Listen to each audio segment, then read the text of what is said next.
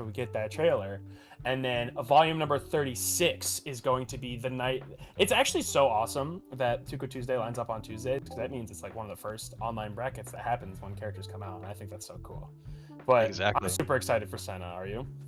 Yeah, I am too. Like after seeing the teaser that we got alongside Akali, I wasn't like too sure how I felt about it, but as other people have started getting more and more hype and I've, rewatched a little bit, I'm looking forward to it. Yeah, and not only does she come out, but we're also going to get the team fight nerfs. And I also want your opinion on team fight, because I also have some opinions on team fight. I don't know, like, so like CB just happened. Obviously it was banned to CB. I don't necessarily think that its ban was because of its power. I think it was the logistics, which is that's completely fair. But like, Yeah. do you think it should have been nerfed so quickly? I do not. I do think that it was a knee-jerk reaction because we also saw the Red Bull events that had teamfight there, and it was played by a good amount of the teams, but the Twins still just stuck with freestyle and they took the whole thing. Well, I mean, so wasn't that whole bracket? Wasn't everybody playing team fight except for the Twins? And the Twins even played team fight for the first couple sets and then decided not to. I think I might be remembering wrong, because I watched most of the event. And I think most of the other teams were playing team fight. But to be fair, I do think that team specifically, Jinx, is better in freestyle, like straight up in duos, because she can puppet everything without that. But we will not be talking about teamfight right now, unless they're playing solo teamfight. But we got Stots, I believe is how you pronounce it, and Starks, I believe, is going to be our first match on stream tonight. So everybody who's in the chat, thank you guys so much for coming out, and we are about to get into the matches right away. And we got Akali versus Yasuo Point. It's Akali Ari. Okay, so it's actually Akali. I literally was about to say this, but I've been seeing so much Akali Ari. It's honestly, in my eyes, it almost seems like it's becoming the new Yasuo Echo. But again, also fighting Yasuo Echo, so who knows? See, I was just thinking that, like, because after Hikari won Evo, like, you're starting to see, like, those kinds of teams a lot more. And seeing, Yasuo Echo on the screen now, it's like out with the old, in with the new. But I might be proven wrong. They might still be a thing. No one's gotten anything significant going right now, but Stott having to break first is going to be a good start for Starks. Oh, Situation's not going to work. All right, both breaks are out. So Akali is so good at being able to run away and like force mistakes in any of these approaches. Oh, but actually he's going to get hit by JL on the way in. Now it gets to start with his Echo Pressure into the combo. Oh, it's not going to work. Yeah, she still has to hold all this though. Yeah, this is tough. I don't know if Echo... Oh, yeah, if you have the optimal routes right here, you should be able to kill into tag launch. That's going to be that's it. Even with the break, that actually almost seemed like a two-touch, because break broke the first combo, but it was after like a couple small, like really small interactions that resulted in a couple damage. Ooh, that JH barely missed, but like, yeah. Even with the break, that was almost a two-touch on Akali. But Akali being dead means she does have the best super assist in the game. It's not the side to call it, so it's going to be 3 seconds. Yeah, but she still has 2 bars of meter, so she can at least use it twice for now. Oh, there's one. Oh, see, the tracking, like, the tracking is very good, but with characters like Echo and Yasuo who are constantly moving back and forth, I can see it missing like, quite a bit. Well, and obviously, as she's been out for a little bit longer, a lot of the counterplay has developed into... Ooh, actually got stuffed. She has no meter now, speaking of.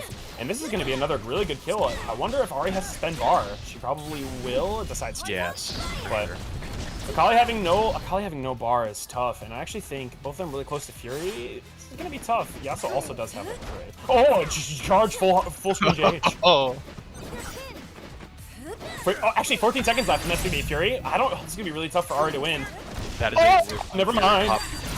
Yeah, you gotta pop it back too. Bro, okay. So everybody, when Yasuo Super Assist was God, was referring to it as... Oh, no. Oh, no! I think that was enough damage on the initial hit. I think Yasuo could take it. It's so weird that the whole damage of the startup of it doesn't go through if it hits at the same time as 0. I actually did not know that, but that is going to be round number one for Stott, and Echo gets stuffed out, so it's going to be a little bit of good pressure start. Nice air-to-air with the JL. And that was a counter hit, so he was able to get the combo all the way down, too. Yeah, but I was going to say, until that round ended very, very, very, like, explosively, But I was going to say, like, everybody was referring to Yasuo's super assist when it was God as the shotgun, and so I have started calling Akali's super assist is a sniper rifle, bro. Oh my god, a counter hit 2H is counter hit 2H having so much hits on all the characters. There's certain characters that have like, oh, the stands I'm actually was about to miss. Out of the corner, back in the It's not corner. gonna be a kill. Just get a Kali out. Call out. Yeah, definitely got to tag back out. Oh no. Echo Oki. Oh. Ooh. The multi teleport. I play against a couple Echo players, and it is impossible to block. Because especially doing jump up into teleport down, it like reinforces you to jump and open low immediately every single time. Nice JH air to air. Yeah, because your instincts as soon as they jump is to start blocking high, but they can immediately come back, you know, 1, 2, 3 times with that low. Well, and the thing is, Echo, like, the Echo players have evolved. What another JH counter hit? Not gonna get confirmed though. But Echo players have started not opting to like do overhead to prompt the stand. They've started just doing full hop jump because the startup of the jump is more obvious, and like the knee-jerk reaction is instantly C jump and like assume like hop or something or helm breaker and stand. Yeah. And because since the animation of the overhead, the 3M, is so much more like subtle, it might not catch people nearly as convincingly, you know? That makes sense, yeah. Ooh, the pickup with the level 1 too. Oh, the side swap. Oh!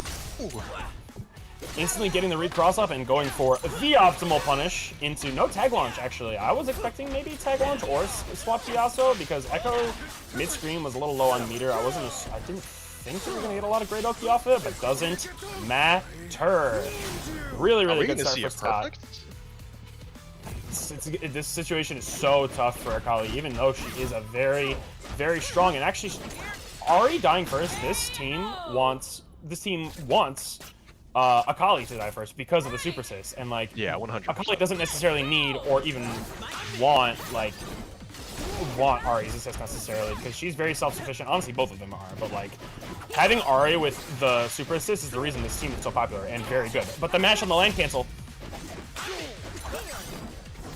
Oh, that caught from that distance. That's insane. That's gonna open up a big combo. Never mind. I mean, even with the assist scaling, I actually don't know how much I was gonna do. That 5M actually just barely missing getting caught by the time winder. Choosing to spend the meter on block to stay safe. Oh, a cross up, and this is gonna be a big damage. Break probably gonna get committed in this side. No break, just gets the limit strike. Okay. Commits freestyle tag on. Yeah. Well, because Yasuo, like, there's not necessarily a reason. Well, I guess that's not necessarily true. I was going to say there's not really a reason for Yasuo to go for that confirm and go for the limit strike there, because Echo has better Oki, but Echo had no meters, so that's not true. Oh, goes to the throat. Shimmy. This is gonna be a really good start for Stott. This is really dominant after game 1. Oh, stuff's not the Yasuo assist. Yeah, and once again, we see the Ari dying first with the Akali at low HP. Oh, and that's gonna be it. Yeah, like obviously when you're playing freestyle at a high level, like you want to keep weaving in and out, use your cooldowns to be able to take as much screen space as possible. But the thing is, like, having Aria with that super assist in its current state is just so broke. It's genuinely, it's not fun to fight against. It has insanely low level, trying to be as objective as possible. And even though being also honest, I really don't like fighting against Akali because she has very good disengage tools, even way better than the zoners. But being objective about the way the super assist functions within the game, even if you find parry, you don't like parry doesn't do anything especially special when you parry the assist. Yes, you get the physical parry, but the thing is, you still then immediately have to pull up on Ari, and then Ari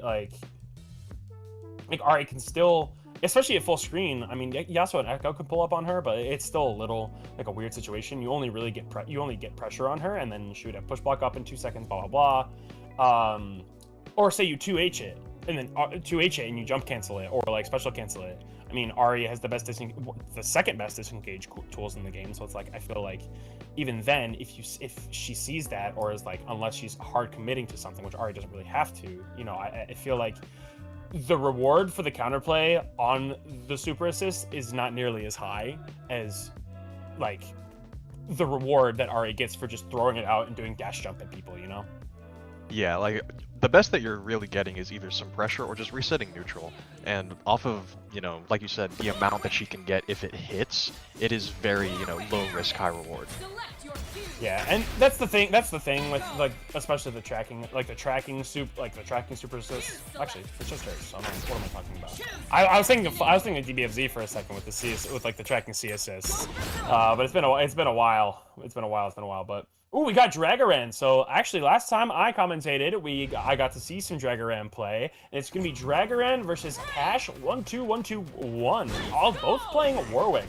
Not a very common character anymore since, you know, the nerfs happened a couple patches ago. Ooh, gets mashed on S1, but actually still gets a trade. Yeah, and speaking of not very common, both also running double down as well. What a punish fight. Darius, actually goes for the reset. Into another reset. Nice burst bait. Oh, what is this round? I've seen Dragaran play a lot, and this team kills you. I would say the neutral is like nothing. The neutral isn't anything special, you know. Their assists are solid for using the single assist, but this team kills you if they touch you. Oh, yeah, we're about to see that right now as well. Even though the level 1 doesn't finish it, double down finishes the job. Yeah, Dragaran is a very good player. I played them ranked a couple times. Very, very solid player. Oh, the 5M barely whiffing. No assist call to keep that safe. Push ball? No, not so much. Nice dash throw. Cash gets Oki. Oh no, it worked to jump out. That's something else that's really good about this team. Oh, tries to go for throw bait.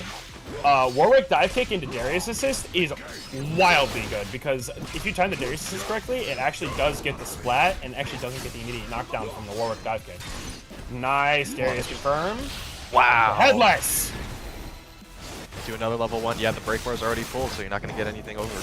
That's what I mean. This team kills you. And not only that, but it's Darius headless, which does a bajillion damage, into really good Oki for Warwick because his super gives really good Oki. And the situation is bad because you also still have bleed on you. And this is not looking good for Cash. Throw it into DP. Let's go, Dragaran. Yeah, it really sucks to see that. We had that full bar of Fury, but we're not able to spend it before the round was over. Well, it didn't seem like there was a ton of really good opportunities there, because after the air throw, Darius still can go for, oh my god. Darius still has a lot of opportunities to possibly go for, reset, because air apprehend has no recovery on hit. Yeah, they're just, you know, sometimes when you're that low on HP and you return back to neutral, they just gotta say, alright, screw it, just spend it yourself.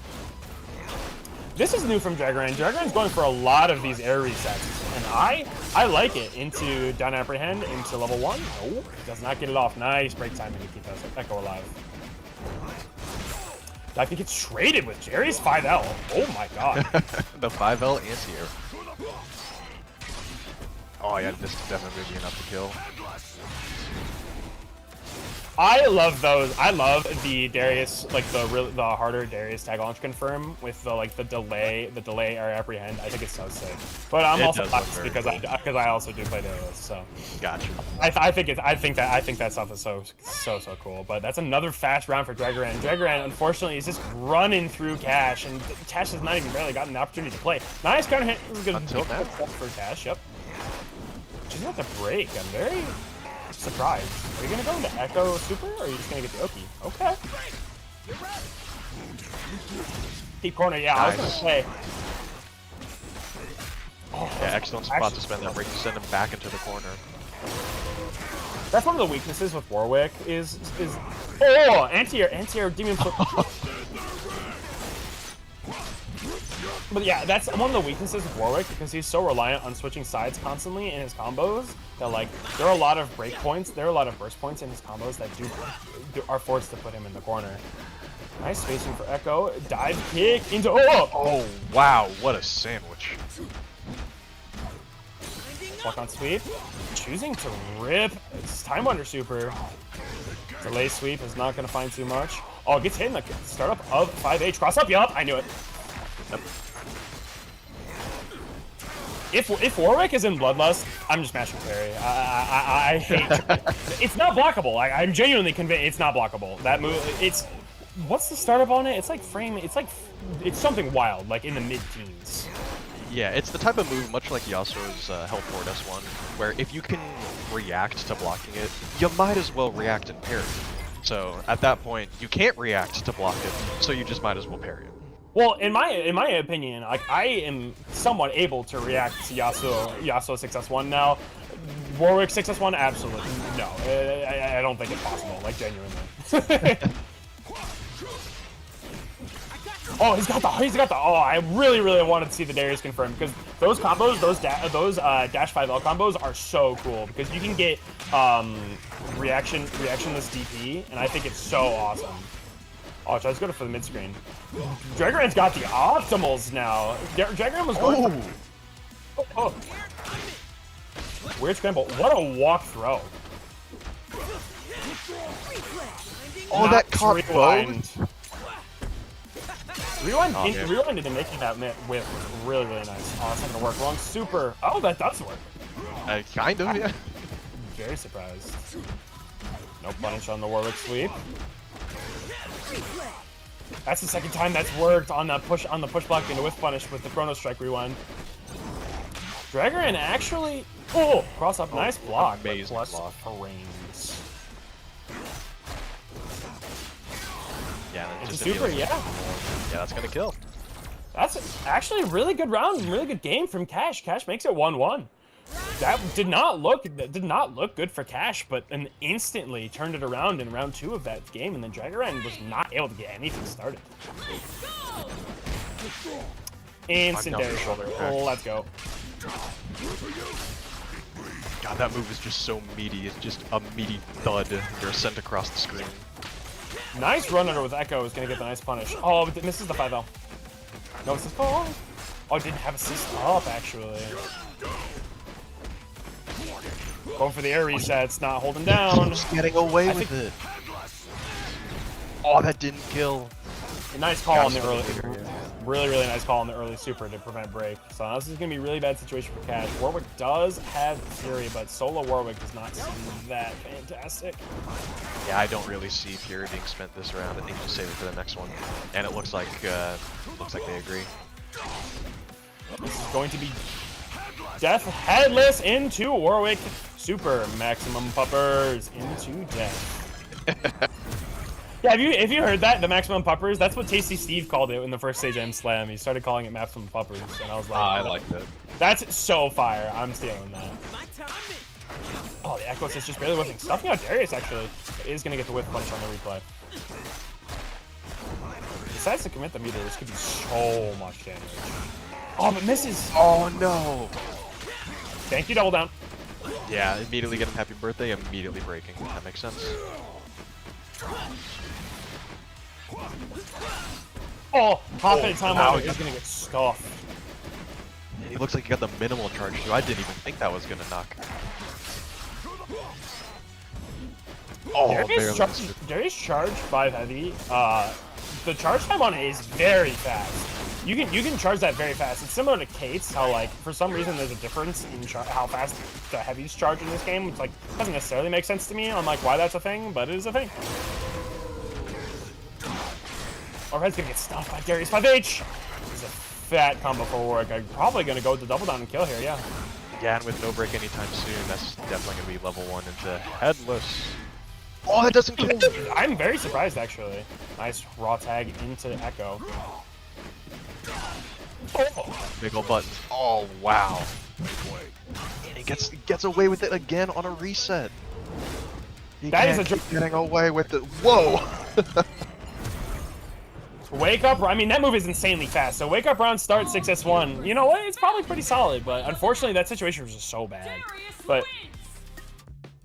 Cash put up a really good fight in the middle half of that. I would say was really solid for Cash. But Dragoran making the quick adjustments, deciding I just need to stick to my game plan, keep things solid and simple, and just go for big damage, and it ended up working out.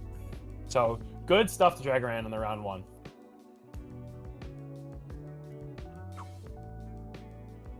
But yeah, I've seen Dragoran play before, and they were going for a lot more of like the super optimal stuff. Like has the really tough Darius combos, going for like the 6H mid screen, instant like the instant jump, not instant jump, like the TK air apprehends, even the mid screen that still works. That stuff is really cool, and that stuff is not easy as well because it's very spacing specific. And going for like the corner combos after sweep, doing the dash 5L. Like that stuff, those combos are so sick. I love those combos so much, and seeing that stuff from Dragoran is so awesome because I love that even like perceived lower tier characters, and especially even that team, both of those characters are not perceived to be very good. There's still so many people playing this game that want to push the meta of these lower tier or perceived lower tier characters, and I just think it's so cool. Yeah, and with Darius, like I think they in the last set of patch notes they called him what, the employed, like the character for the employed. A character for the employed gamers. Yep. Yeah. And like, you know, he's kind of portrayed as like this very simple, you know, back to basics type of character, but seeing combos, like there are so many cool combos in this game, man. Like even like on every single character, and seeing some more like that on Darius, they just look so cool. And like even the simple characters in this game, because of how dense and the freeness of the combo system, I think there's so much potential for even the simplest characters in this game. Like Alawi is also relatively simple. I'd say on a similar level to like Warwick and Darius, but the thing is, people perceive her to be good, so they push her meta really far. And now people have like gotten to the point where they've circled around on the S1 Super Oki and have immediately started going for more of the just like going for as many tentacles in Oki without spending the level 1, and have just started trying to go for the meaty into like the meaty tentacle slap, which guarantee plus frames. I think that sort of meta shift is super interesting, even for the simple characters. Stuff like that exists. And then obviously you have the super complicated characters, like Echo has had his Oki redone 82 times. Yeah, I was about to combos, say. yeah, so his optimal combos have been redone in every single patch that has ever come out. So like the complicated characters, their metas are going to evolve, but even like the simple or like the lower tiered like less common characters, I just think it's so cool, and I think it's a product of the game systems being so deep. Yeah, I agree. And like when it comes to the quote unquote the simple characters, like this game, you know, we don't have like a traditional, like, you know, your Ryu, like, you know, your fireball uppercut, like what you would assume to be the basics. Every character in this game, I would say, is, you know, pretty complex. There are just some that are, you know, super complex, but even, you know, Darius, Alawi, Braum, Warwick, the ones that are, you know, you can pick them up and they're quite simple, still have a lot of sauce. Yeah. Well, honestly, I would equate Darius to be the Shoto of this game. We got Fireball, because he kind of plays. He's kind of like Terry, I would say. It's mainly the ground wave, I guess. It's like the power wave, I guess, is the only really the way he equates to Terry. But like, yeah, he's like simple. I'ma hit you guy, and I think like, the fact that even the Ryu of this game is as complex as Darius can be, like having really cool setups, really cool puppeting, like I think that's so cool. But we are going to get in this next set. We've got Momo versus no, is that wrong? Oh, Van the Man. Huh. Looking at brackets, is this Nembo or is this Momo versus Nembo, or is this Momo versus Van the Man? I'm assuming it's Van the Man, but I guess maybe you know what? We'll just commentate it. I'm just looking at the bracket and getting a little. Yeah. No big deal. We got Teemo and Ari versus Jinx Akali. This I haven't seen too much of Jinx Akali. Ari Teemo is, even though Teemo's not super common, is probably one of Teemo's more common and probably perceived to be strongest teams. Nice piloting on the Chompers, and the anti-air assist is getting a nice hit into the, actually gonna break, keeping the Jinx Oki from coming up. Oh, it does get hit by the zap. And the first thing I immediately noticed is this is a Jinx point with Akali in the back, as opposed to the other way around. I was not expecting to see that when I was looking at these two characters. That was the route into double super, but unfortunately Momo just did not have the meter for Akali. This Jinx is like the Ahri actually seemed like she was kind of so far has been having a harder time getting in on Jinx. Opting to choose actively to play Jinx into Ahri is not something I see too often. I feel like Akali does better in this matchup, and Jinx does actually get run in on eventually. Nice, Teemo low, assuming probably instant overhead, but goes low. Really good call. Oh, but Teemo does not do nearly as well into Jinx. This makes sense to keep Jinx in against Teemo. Double parry, nice call. Into jump dart, does not get a hit off of it. This is gonna be really good pressure for you. Oh, that was actually really cool. Really cool Teemo pressure, and it's gonna get the whip punish on the rocket, so this is probably gonna be a kill for Teemo. Probably route to limit strike, maybe can? No, it's not gonna get the limit strike off of it. Right. But really good start. Oh, what a risky option. I respect it. well, because Teemo jump dart is so strong that like even Akali has really good movement, still has a hard time getting around it because it's mostly air based. Like if you air to air Teemo dart, what a 3M. But if you like as Akali try to air Teemo, you will lose jump dart. Oh, it teleports behind you. Nothing personal, kid. Oh, this is gonna be. If you go optimal and are able to get it before the Fury comes up, this is not gonna quite be the kill. It's gonna be drop. Throw is actually gonna be. Oh, we're gonna call that a reset. That was intentional. I would never have the presence of mind to throw there. I'm too much of a. I'm like, oh shoot, I dropped my combo. I need to block. Oh yeah. Oh yeah, I'm mashing there. I just like I just like can't. I can't like force myself to mash in situations like that. No matter how much I play this game and no matter how much I see that mash be successful, I just can't do it. Oh, getting clipped by the charged monkey. 2H, yep. There, that only ever works on counter hit. You can always just kind of like OS after block dive kick. Gets hit by the Ahri assist, but can't swap. Oh, that's gonna be unfortunate. I'm assuming that Momu tried to hit Ahri behind him, but just unfortunately it's not gonna work out. Yeah, I feel like that too was definitely a call out on the tag, but a little bit too soon. And now we got our back in the corner against an Ahri. This, as we all know, this sucks. Yeah. Because, especially if she had assist up, which I'm assuming, yeah, she did have assist up at the end of that round. So, like, even if that block ended up coming out for Jinx, there's just, like, so many situations where you get, like, Teemo pressure and instant overhead, blah, blah, blah. Like, I don't think Jinx would survive in that situation. But we got Teemo combo in with the super and did get the badge for mushrooms. So, any mushrooms from now on are going to do so much damage. Oh, speaking of so much damage, holy moly. This is gonna be so tough for Akali. Yeah, Ahri is one of the few characters that can like actually contest her air-to-air game. Like Yasuo, if he makes good reads, can like kind of contest her with like the big like stance 2H or like try to catch landings with his bigger buttons. But like Ahri is by far the best at like fighting her in the air, and even in that situation, I just don't think it was happening. Yeah, Ahri is what I call the queen of non-commitment. Like, she can just throw out stuff and just be completely safe. Yeah, I agree. And that's one thing, that's probably one of the reasons she's perceived to be so strong. Because she's very non-committal and still strong in the things when she does decide to commit. Oh, no throw gonna work. Still plus enough to get a 5M off there, so there's gonna be a break forced out. Into Teemo pressure. It's an overhead. It took away Yasuo's instant overhead and kept instant overhead for this little guy. He needs it. He doesn't. Okay. Oh my! This is so rough to try and get out of. There's just so much pressure coming in from every angle, over and over again in this corner. Teemo roll is so it's like so weirdly safe. But it's like so good. It's like such a good pressure starter, and it's so weird that he has a tool like that. But already having the dart badge by the end of that round means that it's gonna be so hard for a moment to get pretty much anything started.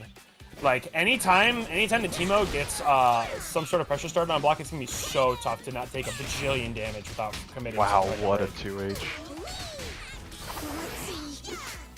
Oh, more shrooms, holy moly. Nice reversal throw. You recognize that the combo got dropped, and nice reversal throw. Oh, I had no meter. I'm assuming that was supposed to be parried. Such a tag. Going under the skybones. Parry up. Nice, great parry there. Yeah, opting for the side swap, putting them back in that corner. Oh, it just gets reset by the super coming back. The Timo darts went so far, actually hitting Akali out of there. I was very surprised that went that far. Gonna get stuffed out, trying to 2H. The down rocket, that is not 2Hable, unfortunately. I'm amazed they were able to get a conversion off of that. Oh no, speaking of. This is going to be a kill for Van the Man Ari into... Yep, just committing the uncharged S1 super into the kill, and now Jinx is cornered against 6-second cooldown is actually nice, and she was able to get out, which is really good. Akali super, the sniper rifle. We were just talking about it. Oh, didn't get level 3. Needed the level 3 to kill Ari there. Maybe fireworks super does kill her, but I don't know. It'd been real close, and I agree that like thinking that you might have gotten level 3 there is probably the way to go. But she is gonna get chipped out either way, but does get mashed on. The run of H, what an option. The splash hitbox of the rockets is so huge. It's so wild. It feels like it's also delayed too, where like it hits the ground with one hitbox and then explodes with another one. Wait, it has the explosion hitbox, but the explosion hitbox lasts for a couple frames and gets bigger as the explosion goes on. That's what it is. It's the same with the monkey explosion. Is that death? It's living. And it actually has no bar to finish it off, but that is going to be the Rock finding it underneath the zap, and that is going to be another game for Van the Man. And yep, that is set for Van the Man. The Timo Ari is such a strong team. It's probably perceived to be one of the stronger teams in the game. Timo is just not a super common character, but he's so insane. I'm curious to see as to what your opinion are on the characters in this game. So like their strengths specifically, because I've had this conversation with a bunch of people, and like everybody currently thinks like the top 3 is perceived to be some combination of Ari, then Timo, and then like 4, 5, and 6 is probably like Alawi, Akali. So I'm kind of curious on your opinion of some of that. So I definitely agree that like top 2 right now are Timo and Ari. I think that you can argue one way or the other, and I could see it being either way. I do think that 3 and 4 right now are also locked in of being Echo and Akali. With Echo, like how much, with how much we've seen them play. Like we just saw with Combo Breaker, we saw a lot of Aris, a lot of Akalis. And Echo, I think Echo is just going to be like a permanent, like a namesake when it comes to staying in the top tier. After that, it kind of spreads out for me. Like personally, I would say that like Alawi is next, and then like, you know, Yasuo, Braum, Caitlyn, Vi, and the rest, they kind of just like, you know, put them in almost any order, like the latter half of the duelist. Yeah, but being perfectly honest, the balance of this game is fantastic. Like, genuinely. And we got Miku getting off to a really strong start. Gonna go for Mickey Nato. He's gonna do so much damage if they decide to commit a lot of resources to it, but actually just gonna go for Oki. Oh, Alaya is still losing it to Jasto JS1. That is not something I would expect. But yeah. Actually, that must be like it comes out. So yeah, that must be a nice patch new thing, because Alawi RS2 did get nerfed. Nice block on the RS1 into Echo Assist Call. Oh, the JL actually getting the punish on that, but no conversion off of it. Yeah, just kind of boops him on his head, but is unable to get anything afterward. Oh, and that Time Winder. Still such a good projectile. In my opinion, Time Winder is still the best projectile of the game.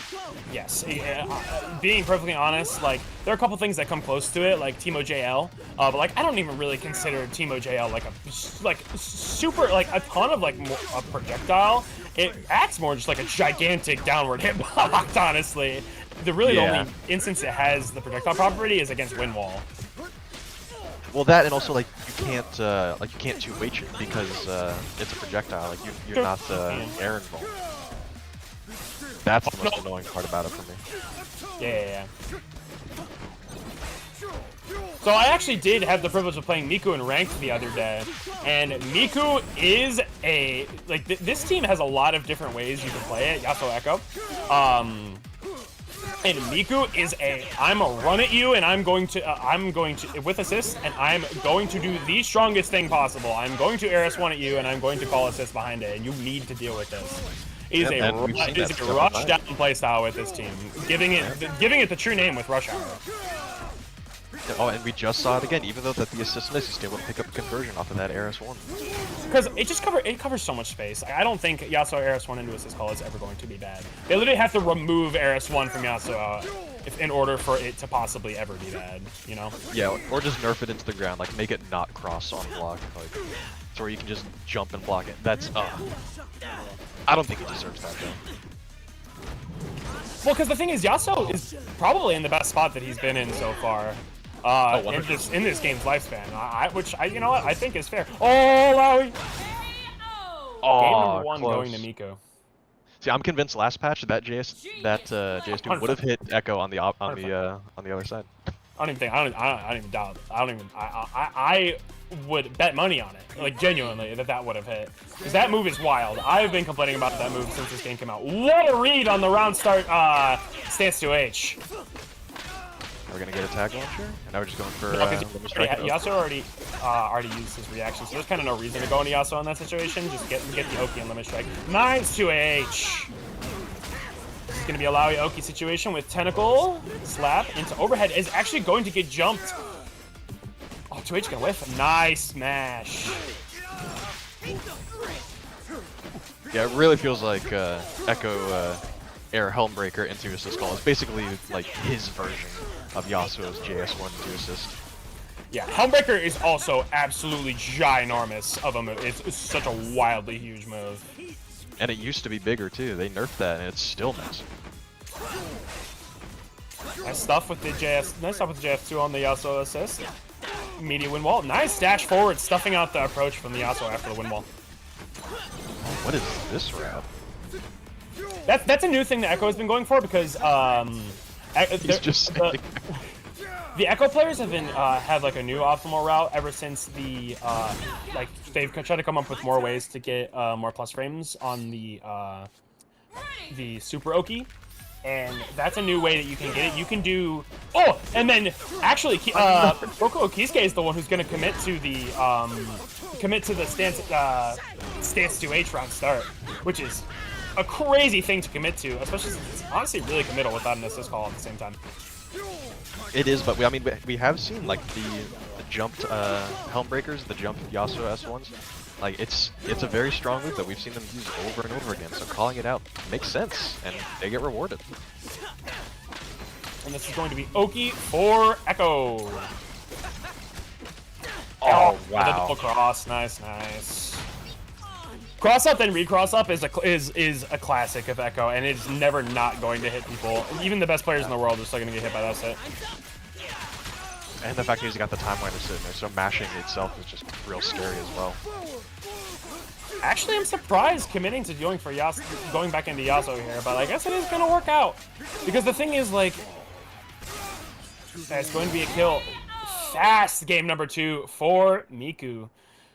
But that's the thing. So like, there's so many situations where I'd say if you have your assist on cooldown, there probably is realistically no reason to not go for tag launcher unless like the strength in their Oki is so wildly different. Like for example, Ari, right. Alawi, and Echo have way stronger Oki than everybody else. Excuse me. But like, say if it's characters of equivalent level of Oki, then there's kind of no reason to not tag launch at the end of your combos if your assist is on cooldown.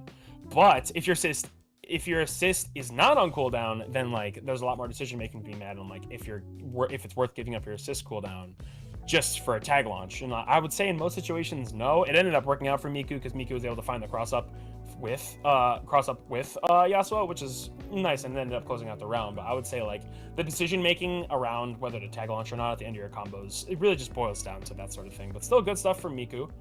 Real good stuff from Miku. And real quick, I think we need you to invite me back to the lobby, guys. I'm getting that background stage bug. Gotcha. All right. Invite to lobby. I got you. Or hopefully, did it go off? Oh, I did not. I got the verses in the background of the main menu. Hang on. I think I might need to restart my game itself. It should only just take a second. Yeah, and then it's okay. I can I'll commentate at the beginning of the match if need be, but you should be able to get in pretty easily. I can also maybe see if I can give you the lobby code again.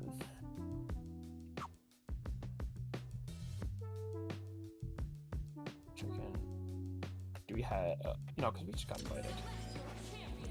I'm assuming I'm sure Tarako will probably get you the invite in a sec again. But it looks like we are going to get Van the Man. Van the Man is going to be the next one in the game versus their in-game name is Gaspache Emilia, but I actually don't know because I don't know who that would end up being in the bracket, so we'll see. My bracket's also not updating. Oh, there we go. I should refresh the page. All right, so we got Van the Man versus Gappy. This is Gappy. Gotcha. So we saw Van the Man. Van the Man was the one who was playing Timo and Ari freestyle, but we do not know what Gappy plays yet, so we will see. But yeah, I do probably think that in theory, Ari Timo is probably the strongest team in the game. But it's tough to say. Yeah, it's not like how it used to be where it's like, oh, it's Echo Yasuo. No one's gonna argue that. Everyone kind of just agrees. But like we've seen the Ari Timo be played by Sonic Fox and Inzem, and they've done fantastic. They just won Combo Breaker. They got second place at the Red Bull event. But they play duos, and they play in such a very specific way that you just cannot replicate as a solo player. But in the end, I don't even think that matters. I think the team still is just that good. Yeah. Like, Ari's general strength in combination with Timo's wild mix-ups, the fact that he just has 50-50 any single time he touches you when your assist is on the screen, it's just so strong. But it being... Okay, now I want your opinion on this. Did you think when Yasuo and Echo were the best characters in the game? I'm not debating. They were, 100%. But them as a team, do you think that they were the best, also the strongest team in the game? Because I actually would argue against them together, specifically Yasuo and Echo. Like, I just think it was popular because they're the best characters in the game, and they're also just popular characters in general. But them together, I would argue that there were certain teams and certain times that were stronger than those two together, even when they were the best characters in the game. Yeah, I do think that at one point they were. Like, while they were the two best characters in the game, I do think that there was a chunk of time where having those two together was just the best team in the game. But that was kind of before the meta started to get really evolved. And, you see people like Bleed pulling out Alawi and doing incredibly well, even while both of those characters were like at or near the height of their dominance. So I don't think the entire time that Echo Yasuo were the best characters in the game, that they were the best team, but I do think for a good chunk of time that they were. Well, because again, there were a lot of people were playing Yasuo Echo. There's a reason that it's the only team in this game that has a name, and it's Rush Hour. Which also, by the way, such a badass name. That's such a badass name for a team. Rush Hour is such a cool name. I really hope that down the line, we get more names for teams. Like if Akali Ari does end up becoming one of the more popular teams and really strong during this version, then I hope it gets a name eventually, because I just think naming names for teams is so super cool. What was he even talking about? Oh yeah. You call it a badass name. I call it a goofy name because it's like, it sounds cool until you realize that it is just a reference to the Rush Hour movies with a black guy and an Asian guy. Like, that's all that it is. Oh, I didn't know that. Yeah, that's what the team is. It's the black guy and the Asian guy, just like the Rush Hour movies. I didn't know that. I just thought it was a cool name. Why is there two Blitzcranks on the screen, and why is one of them? I only saw one of them touch Juggernaut. It is Blitzcrank versus Blitzcrank Juggernaut. Okay. Oh. It's time for some shenanigans, and I'm so down for it. This is what I signed up for, baby. We've got Potemkin versus normal Blitzcrank. Oh! Oh, the run parry doesn't work. I don't even know how to comment. I don't even know how to commentate this. All right, Blitzcrank whiffed. All right, Blitzcrank got through it. Trying to go for the burst bait. Oh, what is happening? There's just a massive metal on my screen, and I kind of cannot tell what the hell is going on. And I gotta say, as a Blitzcrank player, I'm looking at these combos and I'm shaking my head a little bit. It is funny to see, but oh jeez. We got Gappy getting off to the perfect without even having to commit Fury. What a round for Gappy. Van the Man, I don't know, you're gonna have to pick it up. Into a for you. Denied for you. See, I'm hoping to see some like camaraderie here. Oh, there we go. See, this is the optimal stuff. This is what we like to see. No super. Oh, choosing not to get steam. What a parry on them rocket grab. Nice. And now just going for like the, you know, keep it simple, stupid. Just charge J2H, command grab. How? Oh! Whoa. No air throw. Oh, that is going to be a whiff. Not. Probably going to wait into the air until you use the Fury. No committing to the Fury for Gappy yet. So you said you're a Blitzcrank player. Is there any way through his advance? Oh, he's going to get needed into burst bait. Wow. Confirmed. Is there any good way for him towards the end of his more advanced combos to get to route into level 3 without steam, or not really? Yes. We saw that the route, like the starting route that I believe Van the Man was doing, where you sort of do the re-jumps and then into J2H charged for the wall or for the ground bounce. If instead, depending on where you are on the stage, you can actually go for just JH and bounce them off the wall, grab them with the air grab, and then level. Gotcha. That makes sense. That makes sense. All right, but it seems like they're going back to their normal teams. It is still Gappy playing a Juggernaut Blitzcrank, but it is going to be Van the Man going back to their team after, unfortunately, losing that first game to an actual Blitzcrank player. So now we got Van the Man. Oh, air jam on the way back down. Is going to collect. Is going to get with both. Wow, getting the break at the perfect time, because after that command grab, it goes right into the level 1, and you can't burst during either of those. So I actually have started seeing more Juggernaut players recently playing the game, because when Teamfight came out and was perceived to be absurdly broken, which I don't necessarily know if that is the truth or not, we have yet to see. But there are people who thought that Blitzcrank would be, not Blitzcrank, that Juggernaut would be a good answer to it because of how free the push blocks kind of are, which is fair, but like, even in normal gameplay, that push block is so wildly strong. It's like, it's Alpha Lab 2 levels of strong push block. That Fury is actually going to turn around the round for Gappy. This is a really bad situation for Van the Man. Now, if you get touched, you just dive to the chip. Oh! About to say we had level 3 on deck as well. There's so much to worry about during that. You stay on the ground, you stay in the air. And Blitzcrank is probably one of the scarier Juggernaut characters, really because of one, if he touches you, you explode, even outside of Fury. But also, eject with Blitzcrank is it's horrifying. Because it's an instant 50-50. That's true. He's gonna fall. Nice. Excellent wake up option. We do have the level 3 on deck. Into self double down, maybe? No, you don't have to. Yeah, just going for steam. Oh, wrong one. Oh, the fact that 5L is not. Oh no! Right in space. Wait. Also, I just noticed Blitzcrank in this color has 2 different colored eyes. I love that. That's right. Yeah, this is the skin that you get for beating the bot beatdown. This is like his orange skin. I didn't know that it has 2 different colored eyes. That's so awesome. And the set's over. I didn't even know that was going to be the case. That was so fast. Oh wow. What a set for Gappy. Yeah, I kind of forgot that first game happened. I mean, that's Van the Man decided to go for the Blitzcrank Juggernaut duo, the Ditto against a Blitzcrank Juggernaut player. Yeah. I mean, well, I'm not a Blitzcrank player, so I personally wouldn't do the same. But in the middle of bracket, like even if there is low stakes, high stakes, doesn't really matter.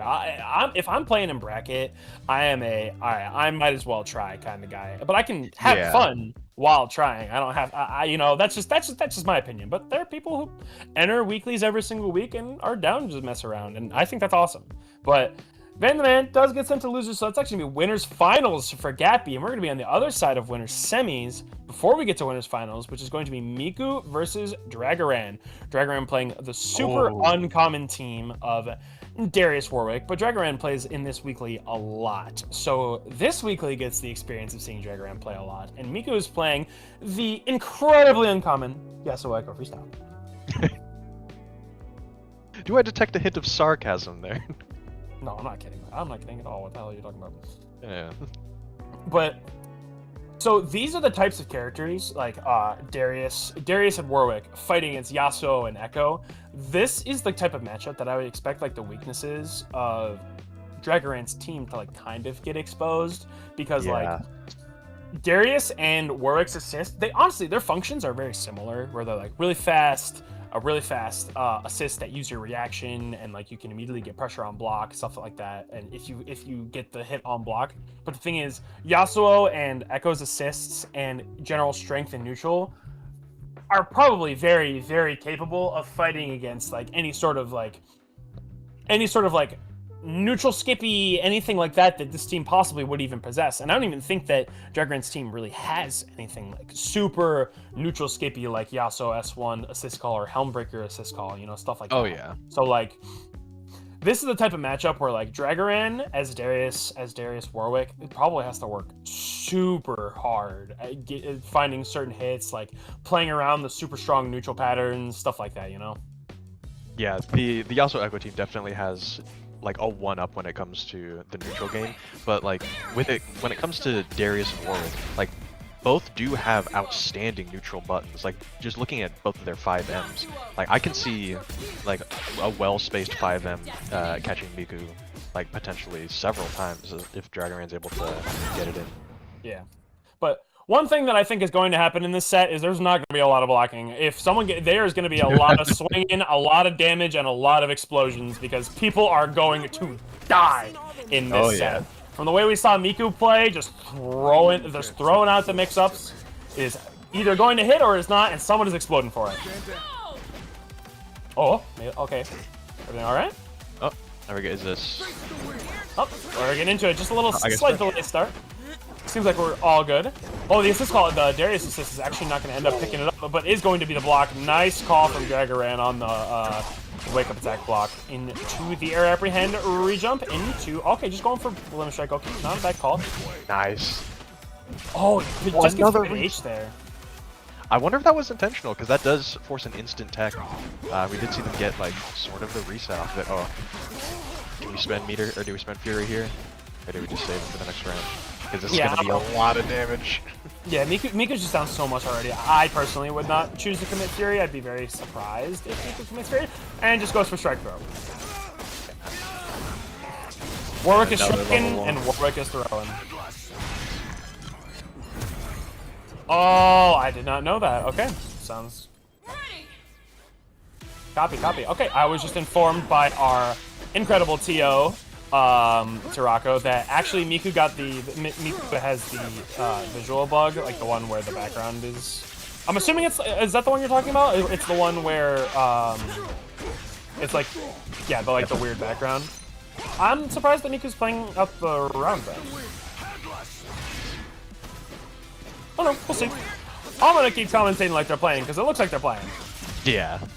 Because I don't that bug doesn't go away if like between rounds, does it? You have to restart your game. Yes, yeah, that's the bug that I got. So if the fix is the same, then yes, you got to restart your game and come back. Miku's scrapping, so who knows? Yeah, it looks like they still have a leg in this. Oh, the Yasuo delay at jump S1 is going to drop, and that is going to be a death for Yasuo when it was supposed to be a death for Warwick. And now is Miku dropping? 3 bars of meter on him as well.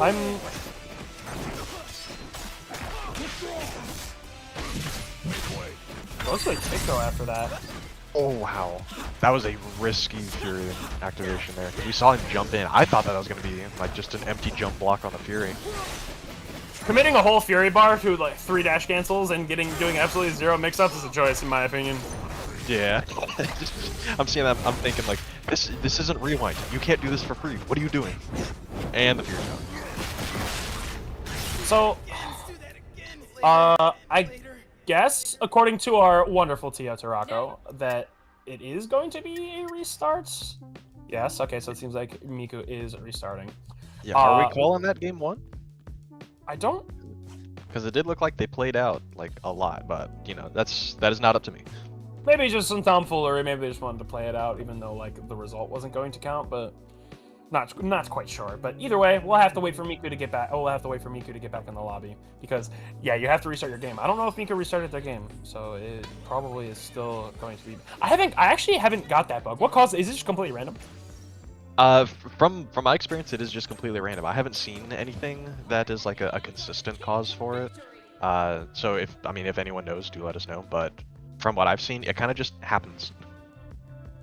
Yeah, because I do know that you have to restart your game, I'm pretty sure, to fix that bug. Yes. But Miku's playing the game, so we will commentate. Oh, nice Darius shoulder, but misses the Warwick 5M. I love to see just both of them sitting, crouching right in front of each other, like, you make a move, no, you make a move, no, you do. Well, there's so many, like, weird scramble situations. Nice confirm. I love that combo so much.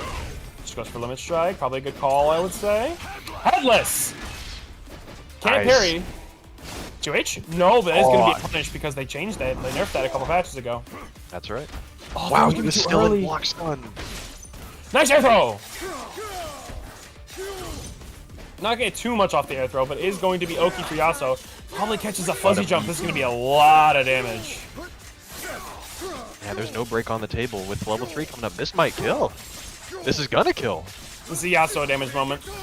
Doesn't have to. I don't even think that's commit level 3. That is going to be a 1-bar kill. Yeah, because that route does 600 at base off of 5M with no super. It's genuinely wild. I love Yasuo, but why? Why is that a thing? Why does he do that much damage off of a normal corner B&B? And you hate to see an amazing parry on the time winder into immediately getting hit by the 5M. Yasuo Oki choosing not to go for the Echo Oki instead. Oh, it decides to commit wind wall, but it does just get run up on. Warwick 5M is going to commit hard there. What is this round? I've never seen this. Probably expecting break, but nice air throw reset. You are still in the corner though.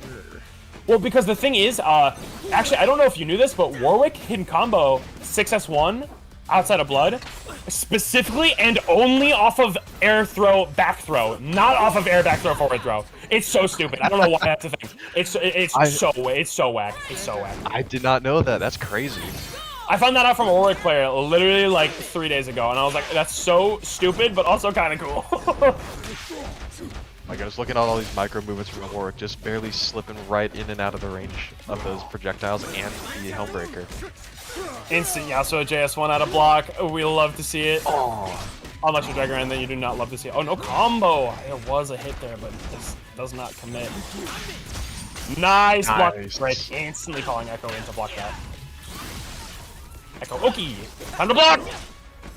Anti-air 3M. Oh no, but the trade with the time winder. Or he could have went and made a sandwich before picking up that combo. That's insane. Nice tagging back freestyle. There's just so much pressure even after the push block.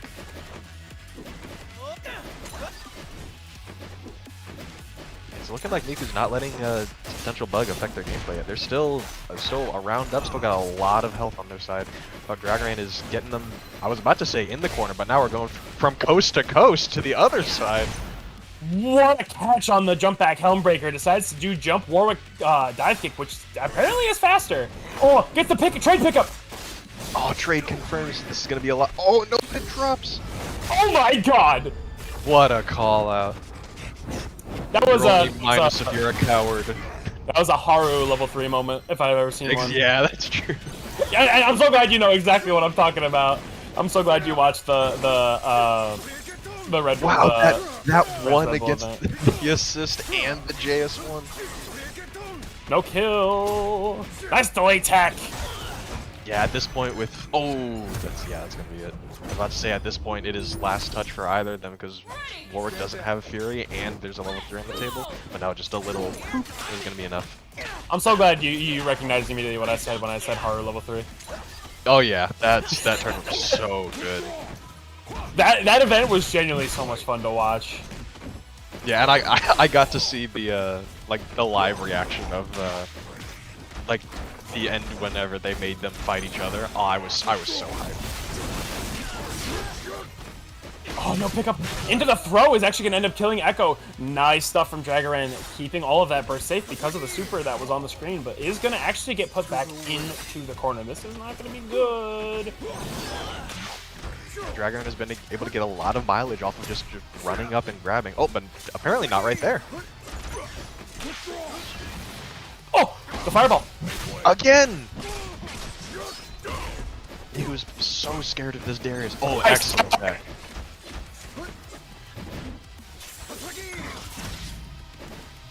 Nice, yeah, immediately popping the Fury early just to keep, or pop the break early to keep both characters as much health as possible. I heard the startup of Warwick maximum pupper's super. That reversal is super fast. It's like I think it he leaves the screen on like frame 5 or something like that. It's real fast.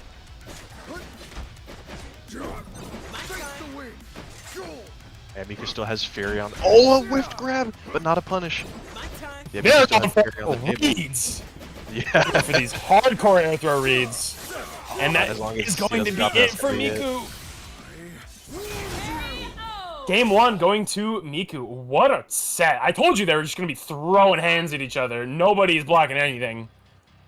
Yeah, is that game 1 or are we considering that game 2? I still don't know if that first game is counted. I guess we'll... Okay. Yeah, okay, so that means we are going to count that first game. So it is currently 1-1.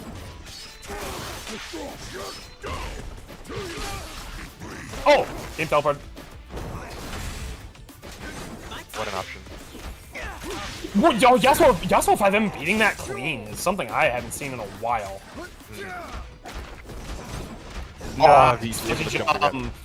Yeah, Miku's starting to recognize that. Like I said, Jagaran really likes to just go for that grab, and they're starting to tech it, they're starting to jump out of it. What a blocker from Darius. Into incredible confirm. Hell yeah. Oh, he baited the air throw, but wasn't able to punish it on the way down. They're starting to get into those level 2, level 3 mind games. Like, you're gonna grab, I know you're gonna grab, I know that you know that I know you're gonna grab. Well, and these guys have probably played a lot, because these two participate in this weekly a lot. Especially Jagaran is here a lot, and Miku is probably here close to as much. This is gonna get hit. This is gonna get hit. That... Oh, yeah. I was gonna say, there's no way that connects.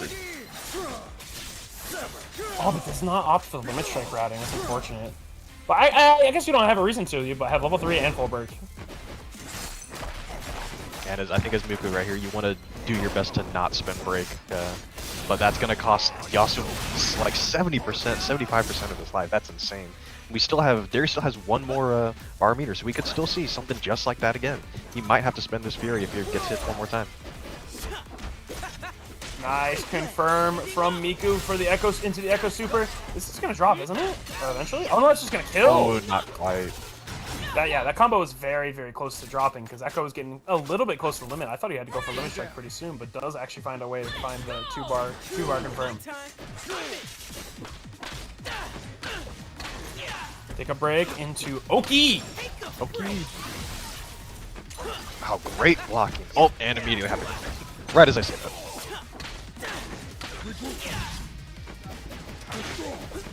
I'm trying to swing on Helmbreaker. Grab there.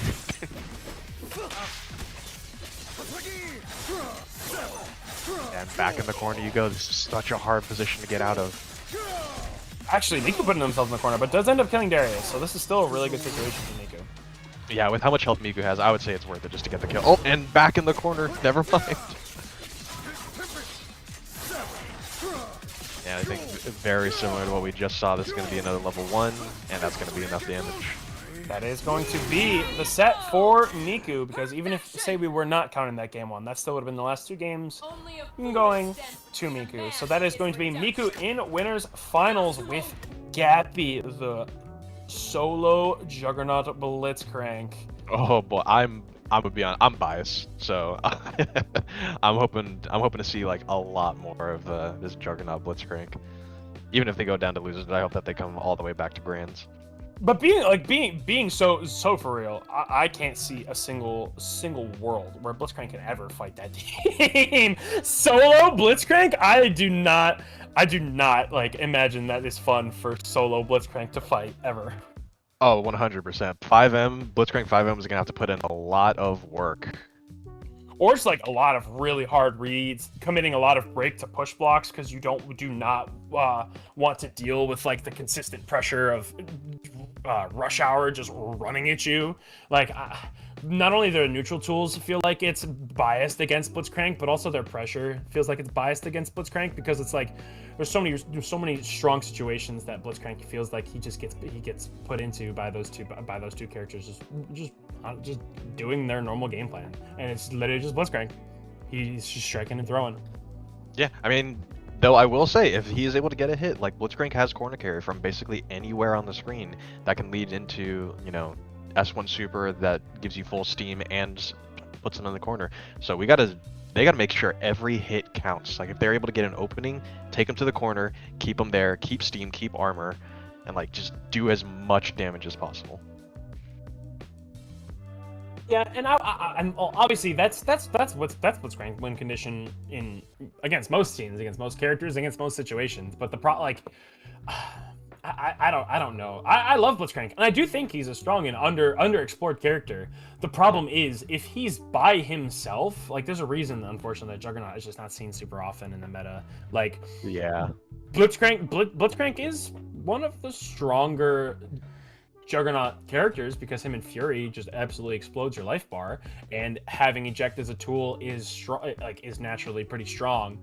But like the problem is just like your neutral just suffers so much as a result. Like you have to severely outplay the people who can just take so much space on you for free pretty much. But we are going to see it coming up. We are getting into our winners finals, and the finals are best of 5. So this is going to be a 1st to 3 between Gappy and Miku. Yasuo Echo, one of the most common teams in the game, versus the probably least common Fuse and one of the most least common characters. We got solo Juggernaut Blitzcrank. Let's go. And again, unfortunately, it's hard not to cheer for the underdog, but there's a reason that you see the things that you do, so it's going to be an uphill battle for Gappy. But if Gappy wins, I'm going to sing the praises of this guy. Yeah, you do start to recognize patterns at some point. And things with Blitzcrank, like, especially with a team like this, like you mentioned, like, he can't exactly, like, just, you know, stay safe, destroy projectile. Oh! What a great command grab.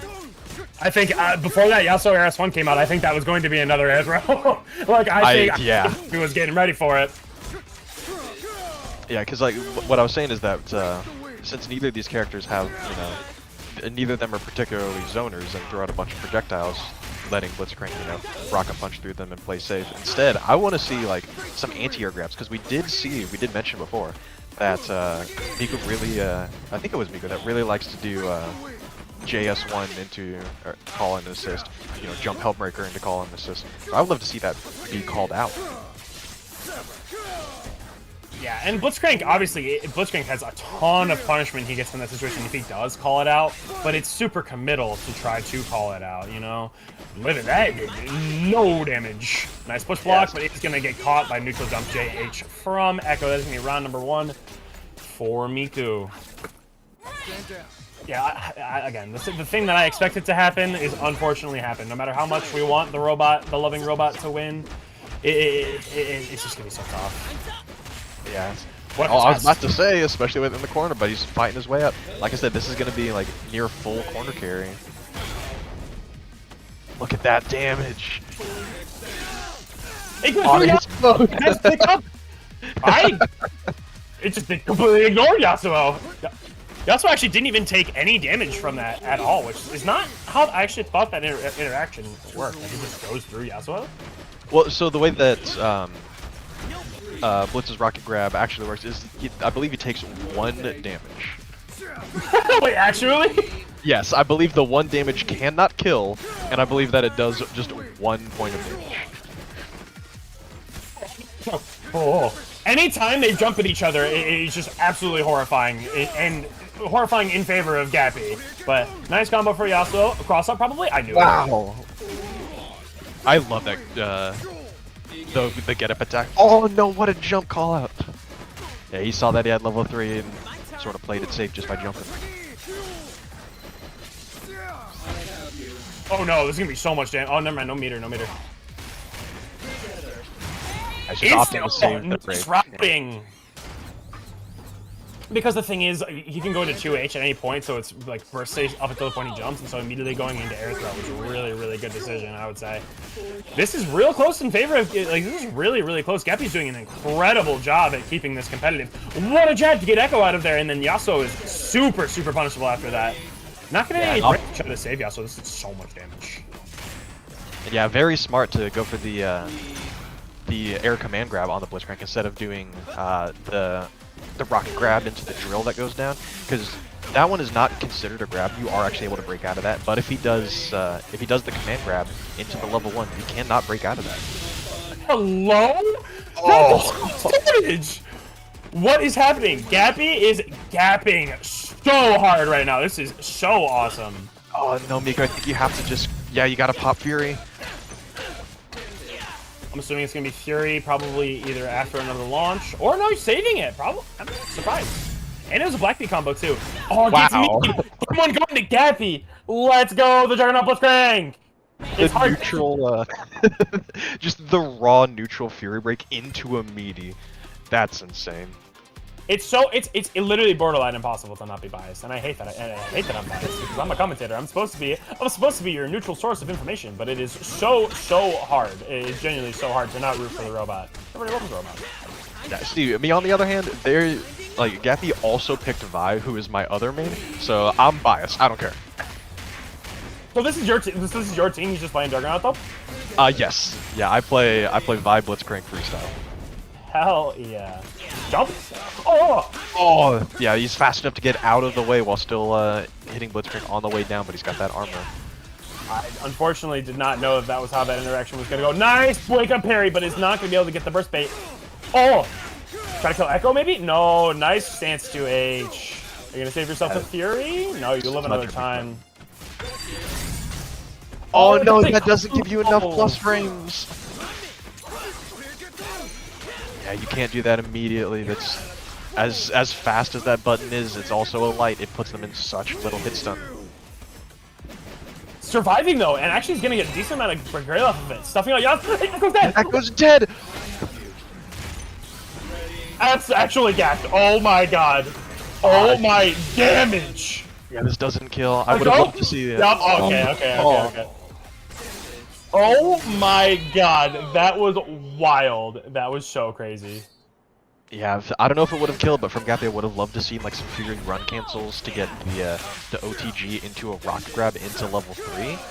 I don't know if that would have killed, but it was damn close either way. Nice start attack.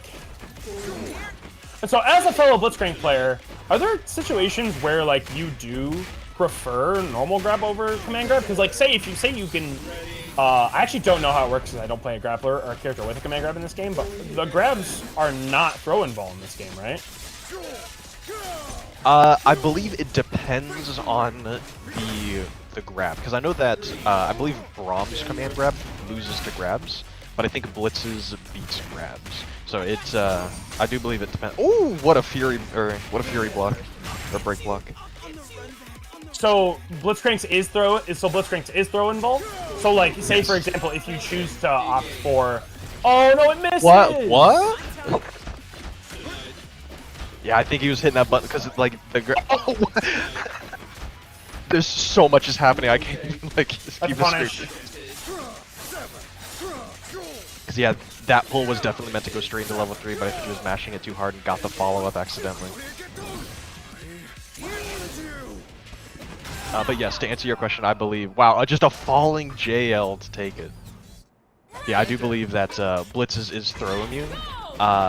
So outside of the corner, I would say that a regular grab is sometimes better because you can actually combo off of it yourself. Because you can do the run up and a little squat, little booty bounce to knock them off the ground and get some extra damage that way. But in the corner, the command grab does so much damage and leads straight into a level 1. Gotcha. Oh, the combo's gonna drop.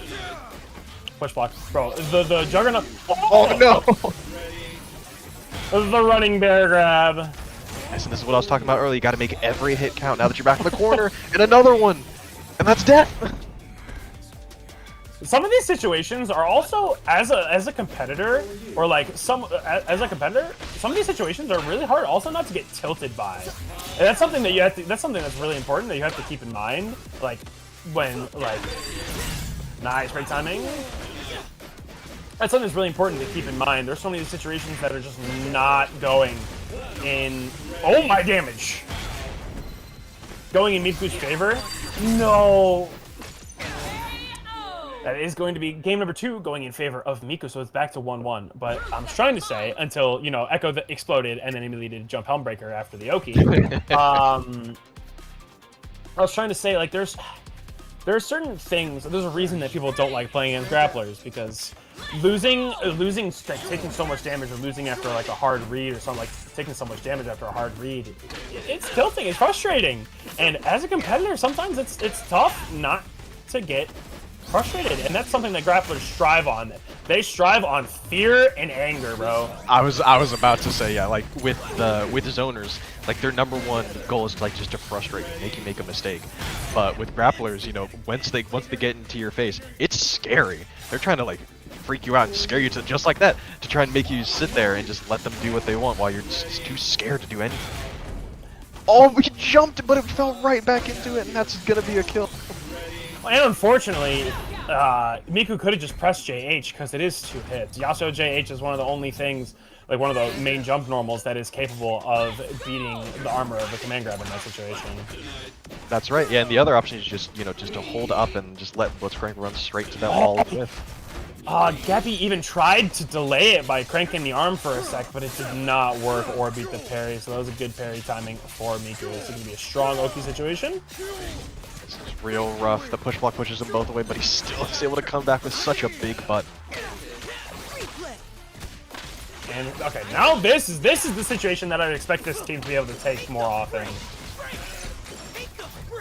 Get attack is going to work. Nice yeah, he just says, "Get off me." All right, we got level 3 on the table. Oh my lord, this is getting bad. This is getting bad. Oh, I think tried to run under Yasuo so it didn't cross up, but just barely didn't get far enough.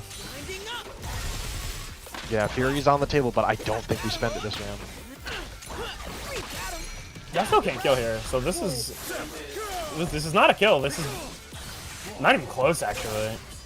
Probably tried reversal throw or reversal mash, maybe.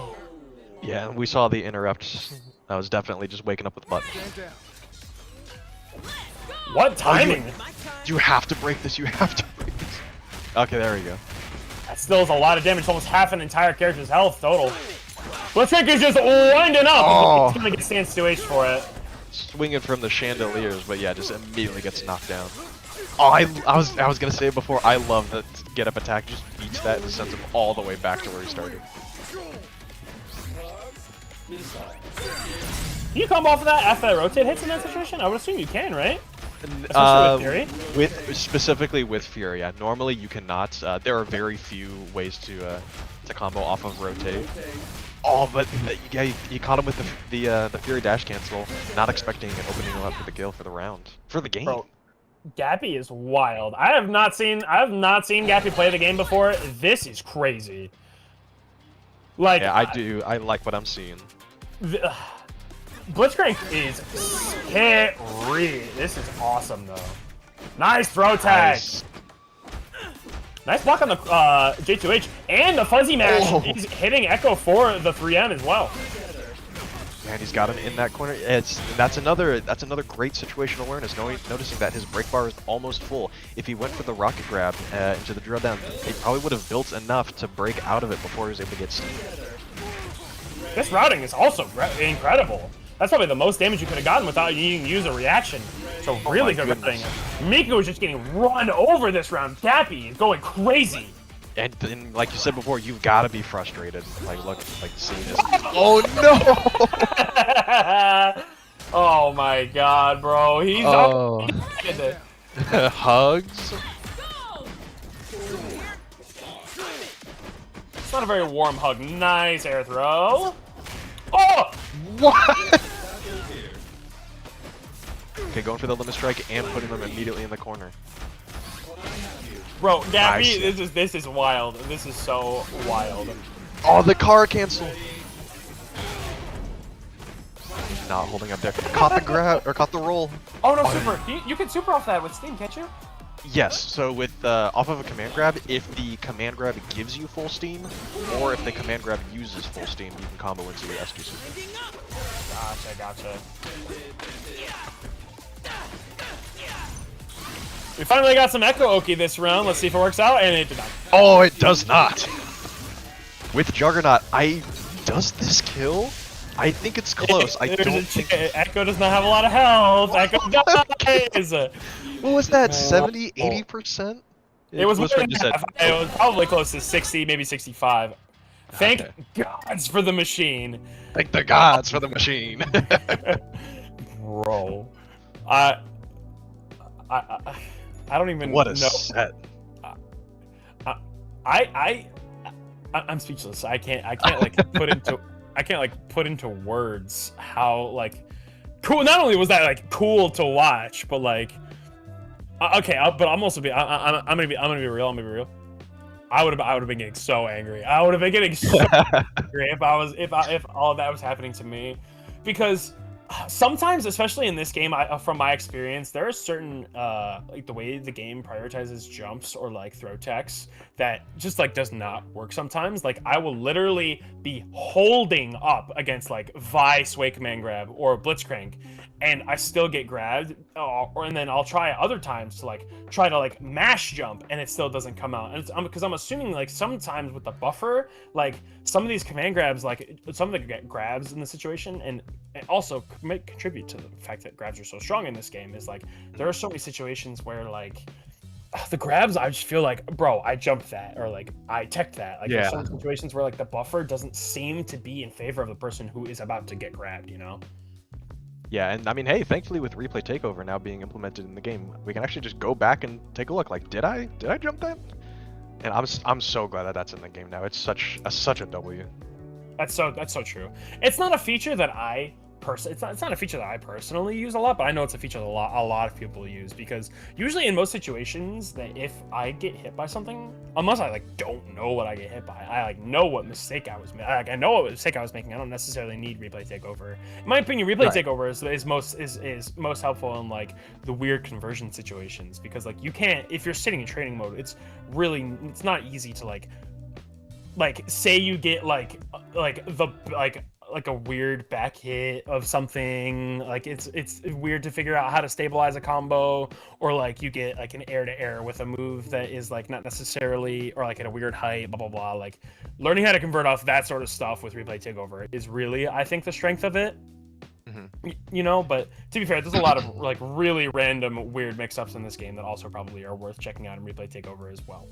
Yeah, I was just about to say, like, for me, the thing that I'm looking forward to the most to use with replay takeover is like, I don't know if solving block strings would be the correct term, but like, you know, whenever you're put into a corner against Yasuo Echo or Ari Teemo, Ari Akali, and you've got just no idea where you're getting hit from, like that's the kind of thing that I want to just like sit down and watch it and just grind it over and over again. Like, okay, in this instance, I had to hold left, then right, then down, then left and down, then right, then I had to jump there. Like, that's, I'm looking forward to that. I'm not gonna lie. Well, and something that I've heard people complain about is the visual clarity in this game. But I personally have never really had a problem following this game. Have you? I haven't. I'm not gonna lie. Like, especially compared to like other games, like because I'm a casual Marvel enjoyer. I just love watching stuff.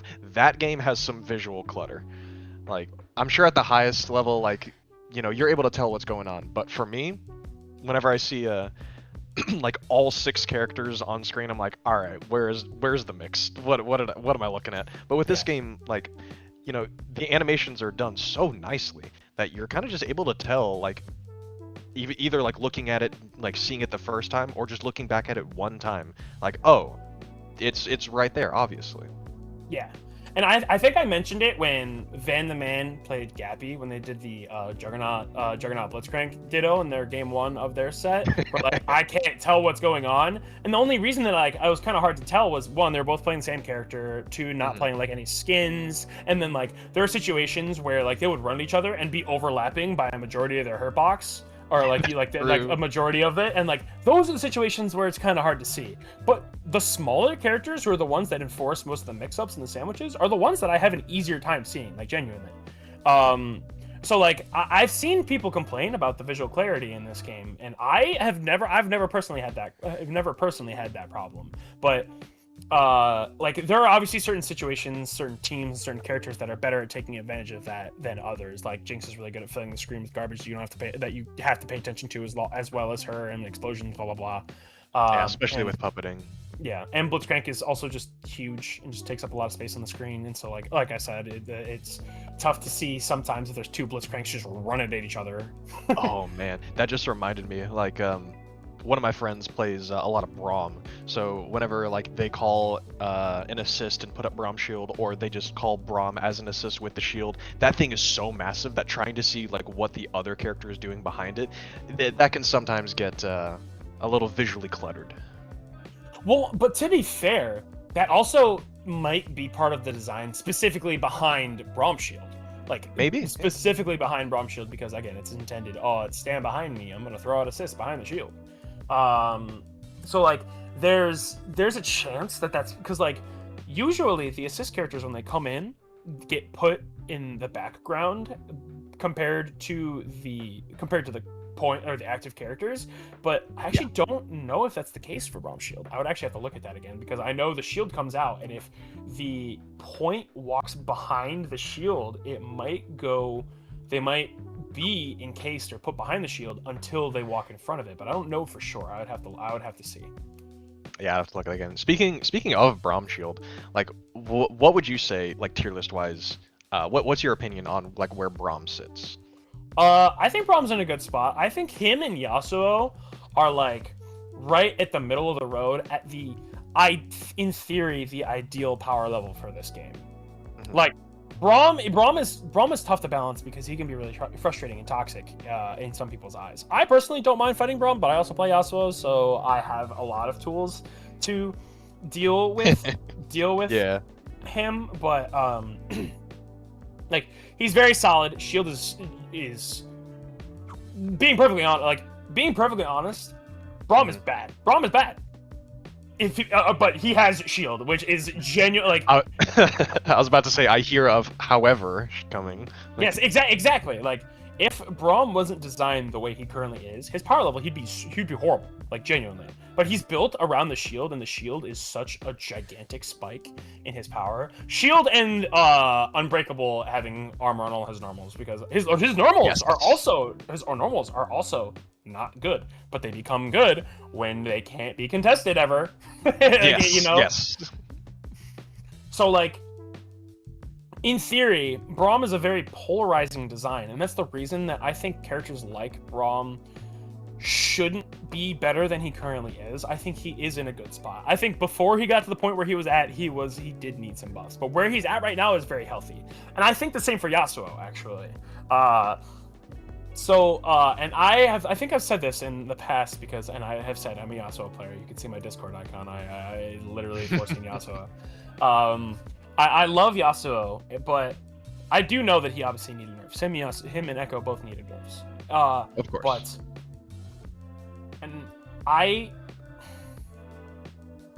I didn't love the spirit of the way they nerfed Yasuo. It put him in a good spot strength-wise, and so if that was the goal, it worked. But from a playing Yasuo perspective and the power fantasy of playing Yasuo, it hurt playing him. Like it hurt how much fun I had playing him a little bit. Like Yasuo is perceived to be this super like selfish lone samurai who's like he's like the carry in League. He's like supposed to be he's supposed to be this guy that like supposedly just goes off in the side lanes and just does his own thing. I don't know a ton about League, but that's what I've heard is the way he can be played.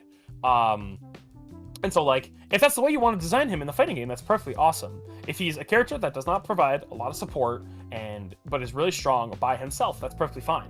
The way they nerfed him, taking away jump 2H, the overhead, and leaving in all of his support value, that is the way that he got changed. And I'm like, from a point of him being like, from the point of him being weakened, they did the correct thing, and like being a point where he was reasonable, they did the right thing. But from a power fantasy perspective, I think that them taking away something like his puppeting from his Rekka, and maybe taking more support away from Windwall and leaving J2H being an overhead is more in the spirit of the character. But we're not talking about Yasuo. I'm gonna leave Yasuo alone for right now. I am playing the game. I am commentating Sylvanas and Dragaron, who are both playing Warwick. Warwick is really common in this bracket, actually. Yeah, I think this is what, the third or fourth Warwick that we've seen? Third Warwick, I believe. Yeah. This is the second Warwick mirror that we've seen. Oh, Darius' shoulder got used. Oh, that's going to be a lot of plus frames. They actually buffed Air Apprehend, sucking in more on like mid screen. Nice delay throw to catch the Vice way, and then the shimmy on the get up attack. Yeah, 2 callouts back to back. That's incredible. Oh, some neat combos. It's not going to do that much damage, though. I don't know if this is worth it. Committing your whole freestyle cooldown for 50%? Like, I feel like there's more that you could have done there, but really good JH. Beefy JH from Dragaron. This is going to murder the dog. Oh, yeah, this is like, we've got level 3, but he's not going to spend it. He only needs... Holy routing! This is sick! Does he need 1? Okay, he's going to spend 1. Okay. I was thinking, like, are we going to get away with not spending any? That was incredible. Oh, the immediate 5H. God, what's such a good move that is. Just regardless of where Warwick is currently on the tier list, mid, low, whatever. That 5H is still such a, or 5M is still such a good move. Look at it! Look. All right, that also I can already tell that was also by just round start going for S1. The amount of times that I have been caught just immediately hitting that button by like unnormal is I've lost track. Yeah, they made the hurtbox bigger a couple patches ago, which like it's helped, but like Vias 1 is still very strong, but it is a little bit slower and smaller, not smaller, a little bit slower than Warwick 5M. Vias 1 smaller than 5M? Absolutely. Yes. I'm sorry, yes. I'm gonna have to... It is fast. I will give it that to you. It is fast, but it is like ridiculously small. They did increase the hurt box, but they also decreased the hitbox. I'm not talking about the. I'm talking like the distance I'm referring to. I guess is that. Oh, okay, yeah, in total, it covers so much space. Yes. That is true. Oh, now we get to see Warwick on Warwick. They're dogfighting. They're dogfighting. It's illegal. They're dogfighting. Oh, I was about to make a terrible joke. Nice air throw. This is probably gonna be death actually. Infinite. And up and down and grab and up and yeah. And it's gonna be Dragaron into game 1 win. Wow, that was a fast one, but like I didn't even feel like it was that bad. Like Sylvanas was like playing some solid neutral, got a couple opportunities, but Dragaron was the only one who was really able to find any like super solid hits that like led to either like great offense or like really substantial damage, Yeah, and I just saw both their avatars have the Warwick head, and just staring directly into the camera, I'm just thinking like, hey, we saw you from across the bar.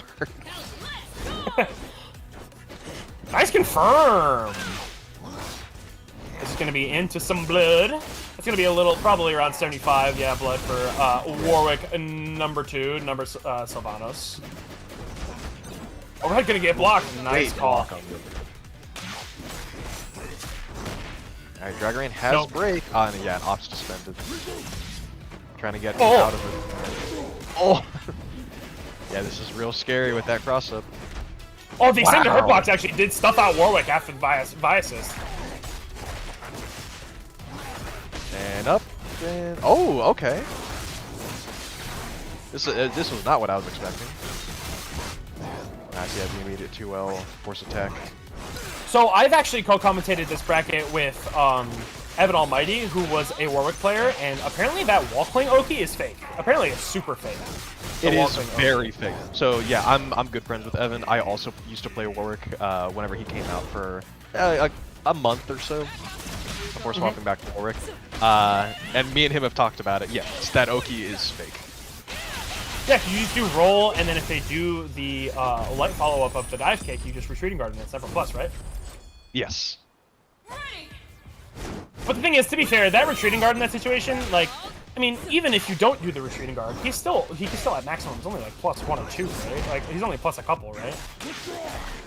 Yeah, I'm pretty sure. I think it would depend on how height, low.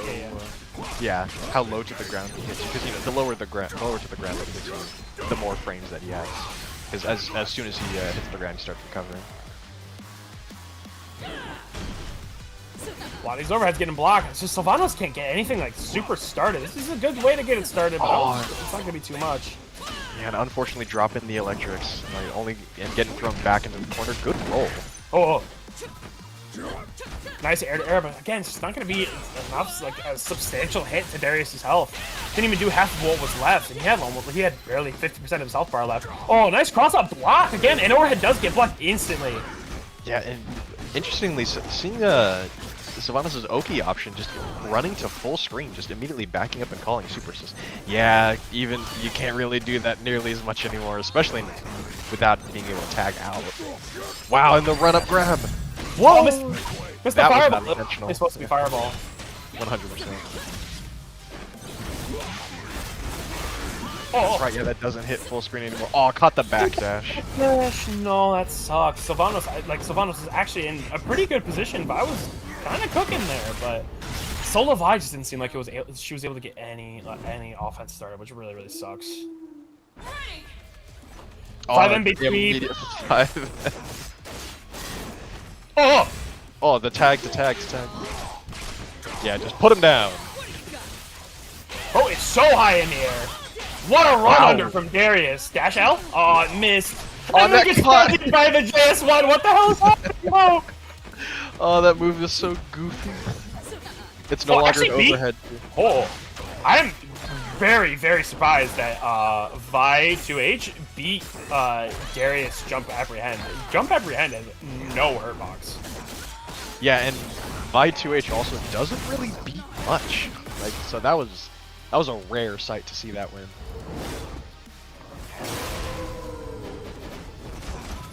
Plus for chickens, yep. And the taking excuse me.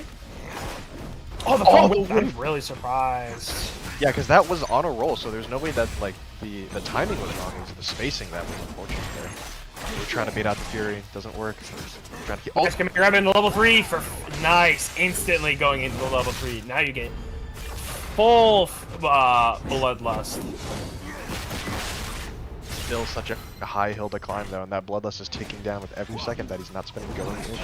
Oh, immediately, yeah, immediately got smacked straight into the face of the other Warwick. Called the Fury. And unfortunately, because of the threat of the super, you have to rip it at that time. That's the problem. And there are certain points in this game that they're just unburstable. But that was such a fast set for Dragaran. Oh wow, yeah, that was wow. But GG's to Sylvanos. Thank you so much for participating in the Warwick Mirror. We got Dragaran moving up in the lower bracket. That should be, I believe. Let's see. Yeah, where are we at? Miku DQ'd. Actually, it looks like it's going to be Dragaran versus Gappy in grand finals. Immediately going back over to grands after that was losers semis. So we're going to skip losers finals, which is one of our best of 5s. Unfortunately, we missed out on some best of 5 action, but that is okay. If Miku has to go or just wanted to commit to some brackets and then just ends up losing and decides to, you know what, that is no problem. It is a free weekly bracket, by the way, which, by the way, everybody watching, thank you guys so much for watching. Tuco Tuesday is a free bracket that happens every single week, and we gotta give props to Tarako, who works so hard every single week to make sure this happens. And props to Tarako, I know that probably, because I don't want me to be saying such things, but I can't. You gotta give it up to the TOs. The TOs work so hard. But this is Grand Finals. This is Gappy on winner's side. Juggernaut Blitzcrank versus Dragaran playing again. These are super uncommon situations, super uncommon teams, super uncommon situations. Nice get up attack. Oh. Rare to see that assist whiff. Like Dragaran seems to be like always on top of their assist calls, but that one just went slightly under the Blitzcrank. So this is something that I actually saw. Gappy. This happened a couple of. Oh! This happened a couple times in a Gappy set against Miku, where like Gappy was just naturally canceling the string, or would have canceled the string into 2H, but it just happens to end up catching the 5N catches the assist, and then 2H ends up catching the attempt from the point to come in and get some sort of punish, because it just happened right before Warwick died, ended up getting the. Oh. Yeah. For the reset, but the Gappy was opting not to tech out and actually got caught by the apprehend. Oh, opting to spend the Fury, that's questionable. Because now you're down to like a full bar while Dragaran still has all of it. That was very risky. This is gonna be so tough for oh, the anti-air 5 elegant. that was a wild anti-air actually. But yeah, this is such a tough situation for Gappy because Gappy doesn't have Fury, Dragaran does have Break. Like, this is so tough. You get to see these sick corner combos. Wow, yeah, going for the reset. Like, oh. All right, well now Dragaran's in the corner. Yeah, good Break. Oh, air apprehend beating that clean. Holy. Oh, nice full combo off of that. Nice job. Yeah, when you're that low to the ground, it's like you're able to recover enough time to pick up. Oh, and actually, I think the run through might have actually crossed up Dragaran. This suddenly just became such a good situation for Gappy. Fury, a decent good chunk of gray health. Oh well. And level 3. Oh wait. Yeah, okay, no, yeah, in the corner. I was thinking like, oh, he's going for the grab so that he can't Fury out of it, but actually no, you're just able to kill off of that. I mean, hey, we got a grappler player who's living and dying by the command grabs. Did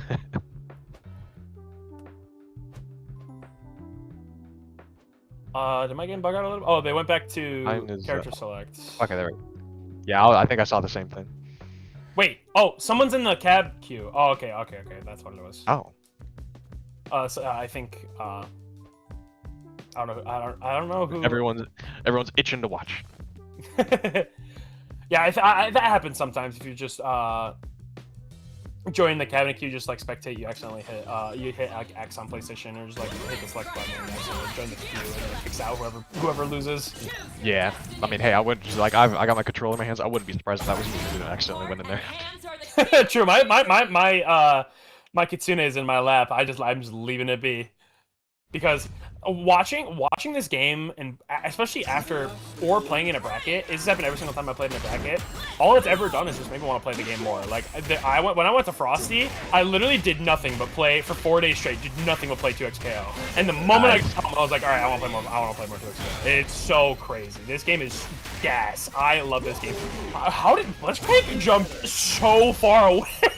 Yeah, that was a super jump backwards, because it was immediately off of 2M 2H trying to jump to bait the break, but jumped backward and off of a down, so got this super jump backward. He just launched full screen, bro. Oh, got reset. He got the uppercut and just said, "See ya." No supers. Oh. Level 3, yes. Oh, but wow, that must have been like a jump squat, like the immediate first starting frames. Yeah, there's no threat of level 1 there, but oh. That is the grappler move, the full arms out, legs out, body slam. I love that Blitz has it. Yeah, it's like the body splash is I think what it's called when yeah. Oh, I missed the 5M. Yeah, what a route that was about to be. I was excited to see where that was gonna go. Run there! Oh, no. Run there! Oh, but he turned back too late. What an air into the immediate reset air throw. Attacking! Nice. He's attacking. That should be There, OTG. able to run The up. super? Yep. Yeah. Bro, Alright, Blitzcrank is such a cool character. Yeah, I'm so glad that he's put in this game. Oh, the wow. command grab is so crazy. Out of nowhere. Oh, extend her box. Also, okay, Gappy's anti-airs, like the air-to-airs, the air throws, and the two H's have all been gas, bro. This has been Speaking so of, good. oh, I can't get the conversion. Wow, mashing parry there. What an option. Oh, I heard the startup of that super immediately got grabbed out of it. We saw the interrupt too. Bro, Gappy is a stronger person than I. There are some of these situations where some of these matches are coming out that I would never, in a bajillion years, have the cojones to choose that option. Never. Yeah, you're not a grappler player like us. Nope, absolutely not. Nope. I'm hitting buttons on incoming, baby. I play Yasuo and Darius, and recently I'm playing a little bit of Ari, and I do not call myself a masher. I would not call myself a masher. But not derogatory masher, a calculated masher. yeah, of course. Masher, parentheses, derogatory. exactly. Tag using a bunch Nice. of nice. Oh, but this is the jump cancel. It looked like he just got ejected for a second. He went off screen, then bounced off the wall and came back. And wow, in a fury, a breakaway of his own.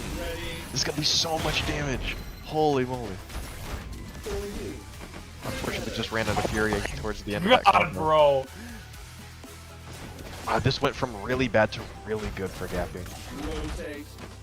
Oh, that's a punish, no punish! Oh, opting to jump and just getting anti-aired on the way down the other side, too.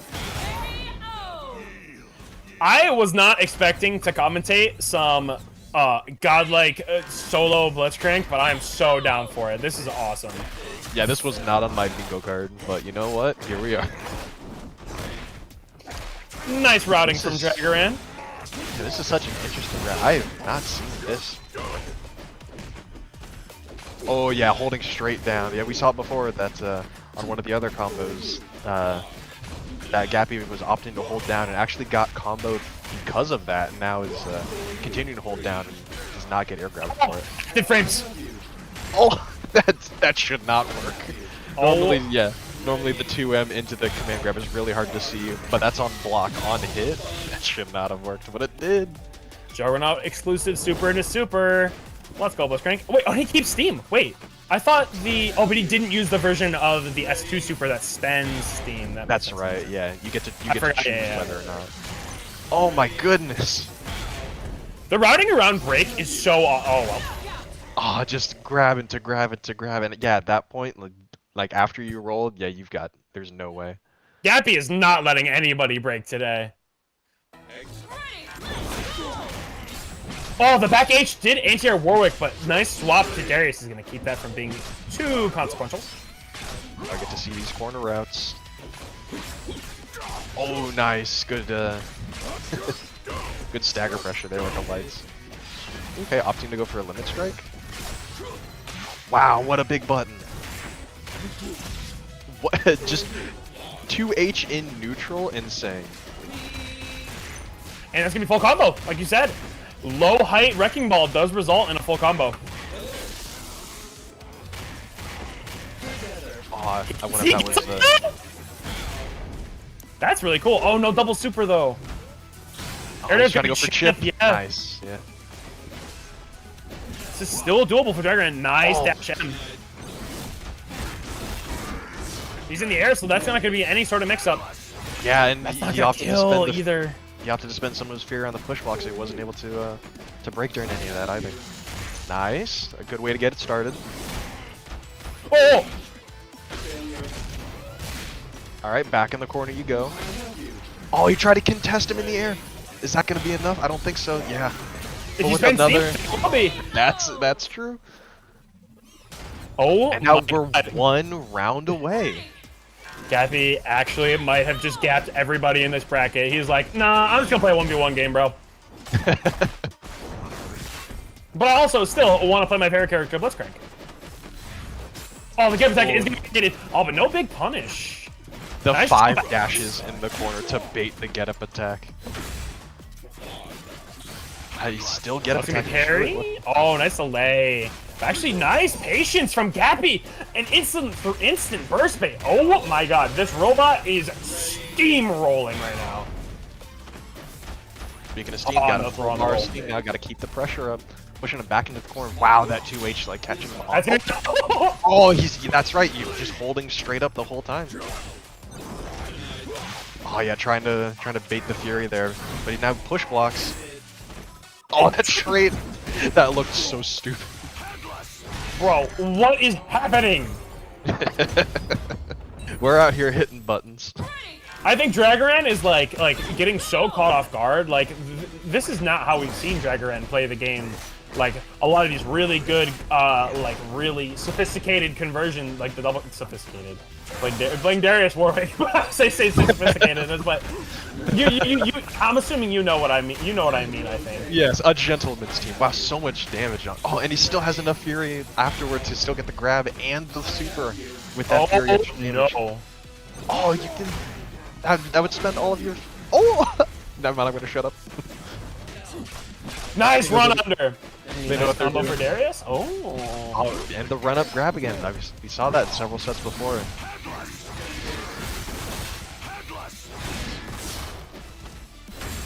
Oh, for a second I thought we were about to see me, but I was looking at the wrong. Oh no, this is the air system. No, but he wasn't ready for the combo. He wasn't ready for air apprehend to beat it clean. But that is still going to be the game for Dragaran. So that is going to be 2-1. So Dragaran is fighting, clawing his way back with the one who has the claws. Darius, for Darius. I wonder how well kept Darius's nails are, because he probably has some claws too. Under the gauntlets, you know? Yeah, No? yeah. Nah. I'm gonna give up on that bit. That was not a good bit. No, not a good one. I'll give it. I'll give it. My joke is bad. I'm trying to make some commentary quips and it just doesn't work. We got the dog, the one who actually has the claws, kind of messing up some of the grab. Interesting route. Immediately wanting to go for the corner. Well, Still getting a lot of damage. Yeah. The corner's got to be where the split crank is thriving right now. Nice punish with the Warwick super on the 2H. And actually, Dragaran's taking back the corner too. I was about to say, speaking of which, now it's your turn. Wow, immediately, yeah, you're able to block, or you're able to act on the way down, which means you're able to jump on the way back up. Alright, but now he's just put himself back in the other corner. What up, Harry? We have seen Gappy go for a lot of just J2Hs, and now they're starting to get called out. Dragaran might start to have to download here. I am baffled at that break commitment. Yeah, at like 1 HP, it's not even, like, you're not even about to lose. That was another questionable break decision from Gappy. Oh no, I'm assuming that was supposed to be an assist call, but must have hit the special buttons too close to it. We've all been there. Nice block! There's actually a really weird timing of the screen feeds where you can see the startup of the get up attack, and that's actually just what happened right there. Oh, but Darius on the other side of this. I don't necessarily know if it matters. Oh, it did matter! Oh! Oh! Alright, now back in the corner. Now this is... Oh! That's a counter hit. Yeah, that gets a full combo. That's gonna be death. This suddenly just got so scary for Dragaran. No Fury. Gappy has Fury. Opting to go for the command grab instead of the rocket grab, trying to build as little Fury as possible. Oh! And that is gonna be the round, probably. Oh my yeah, after that. God. Once again, Gappy is 1 round away. But Dragaran only needs to win this round to bring it back to a game number 5. I think in that towards the end there, I think Dragaran, much like me, was just looking at that bar, just like super scared of that level 3. Goes for limit strike. He is a burst baiter, bro. This is so sick.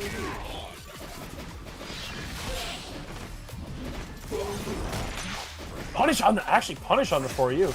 Oh, nice catch on the mash too. Yeah, just a little too early. Got caught in those recovery things. Oh, that's so cool. Oh, but missing the dash on Darius. Nice throw bait. Oh, but no confirms. He's been having a lot to Dragon. Dragon's dropping a lot of their confirms. Nice, good block on the assist call. Okay, opting to spend some push block again. Yeah, I was about to say this is real scary. Oh, but he's actually able to push his way out. Yeah, I definitely have to Fury immediately there. Is this gonna kill? Not quite. He's got to spend the second bar of meter. Gappy, these are some of the best matches I've ever seen. I don't know what is happening right now. But you know what? You are a much stronger player than I am. Because, again, I never in a million years are there some of these situations where I would think that, yeah, pressing here is going to be the best situation. But you know what?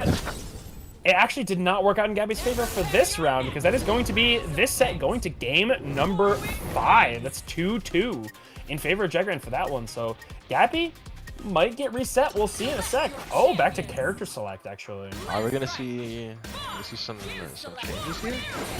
That was reset. Oh, that was reset? Oh, that's my bad. I apologize. The score in game, like when you see the spectate, like afterwards, was showing 2-2. So I must have missed. I apologize. I must have missed the game, but that is going to be reset. I think because the first one, whenever someone joined the queue, right, I think you're right. I forgot about that one. Thank you for reminding me. So I apologize, but we are going to get into set number 2. Great job from Dragarens resetting the bracket. Oh, the 2H is not going to hit either Darius or Warwick. Yeah, a rare whiff on that move, because that is such a big button. So being able to be like on the left and on the right side of it, but not get hit. Nice block on the get up attack too. Oh, probably expecting break. At this point, some of the break timings, nice Stewie, but some of the break timings from Gappy, like some of these break baits have just not been working out in favor of Jagran. So at this point, you might just have to start taking break, bro. Again. I think that is what, the 3rd or 4th time that Gappy has just done like immediate 2H into blocking the break, and it's worked every single time. Nice, yeah, 2M into command grab. That is such a hard thing to get out of if you're not fuzzy jumping. So now this got super terrifying for Warwick, and unfortunately, the dog can't do it. He ain't got that dog in him. The overhead's still a good move. Yeah, because now it's like actual like scene frame. You see the overhead like way later now, but like it's still like a relatively like like low 20s frame overhead. Oh, that's gonna be a punish. Oh no, the instant tech. Oh, just launching Darius at him. Oh just no, running up, no fear. Yeah, this is it. With Fury, this is gonna be enough. It's level 1. Pow. That did a bajillion damage, and leading perfectly into Steam too. This is gonna be so tough for Jaggeran. Although Fury is like only like a quarter left. Nice confirm with the assist. Yeah, this unfortunately is putting him back into the corner. Yeah, spending the Steam to get that dog off him, putting him back into middle screen, back into neutral. He's starting to get the dog back in him. Just barely over the head. Oh wow, that felt like such a late throw. Yeah, just immediately into level 3. I do think that has to kill. So what frame active is the armor on Blitzcrank command grab? It's like frame 4, right? Yeah, I was about to say, I want to say 4. What a dash 5M. Yeah. You're able to get meatied out of it, but it beats a lot of things. Okay. Nice, yeah, holding straight down, and Dragoran recognized it and adapted from last time. Sort of just letting him fall and keep the pressure up after the fact.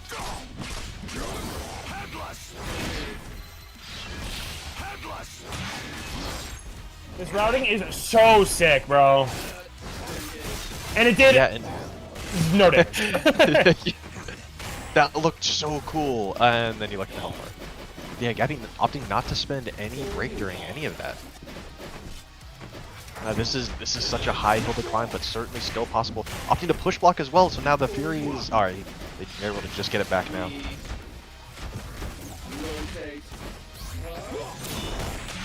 Oh, nice.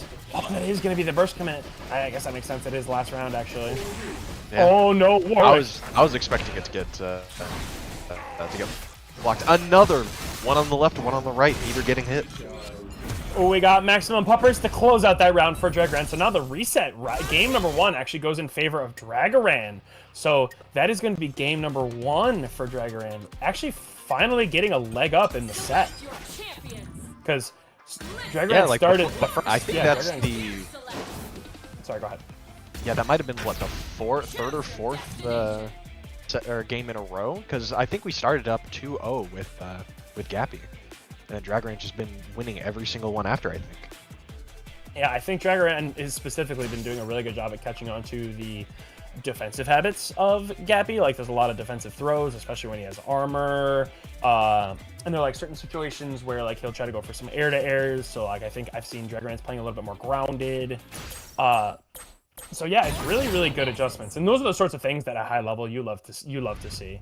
And unfortunately, one of the things that makes it really hard for the solo characters is because, like, oh, nice run under, but, like, a Blitzcrank just by himself is just sometimes just a little bit more one note, so, like, it's harder to make, like, big micro adjustments without being super... Oh my god! Amazing push block there. Yeah, definitely got to immediately spin that, because that was... Oh! Yeah, opting to just go immediately, put him in the corner, get that steam.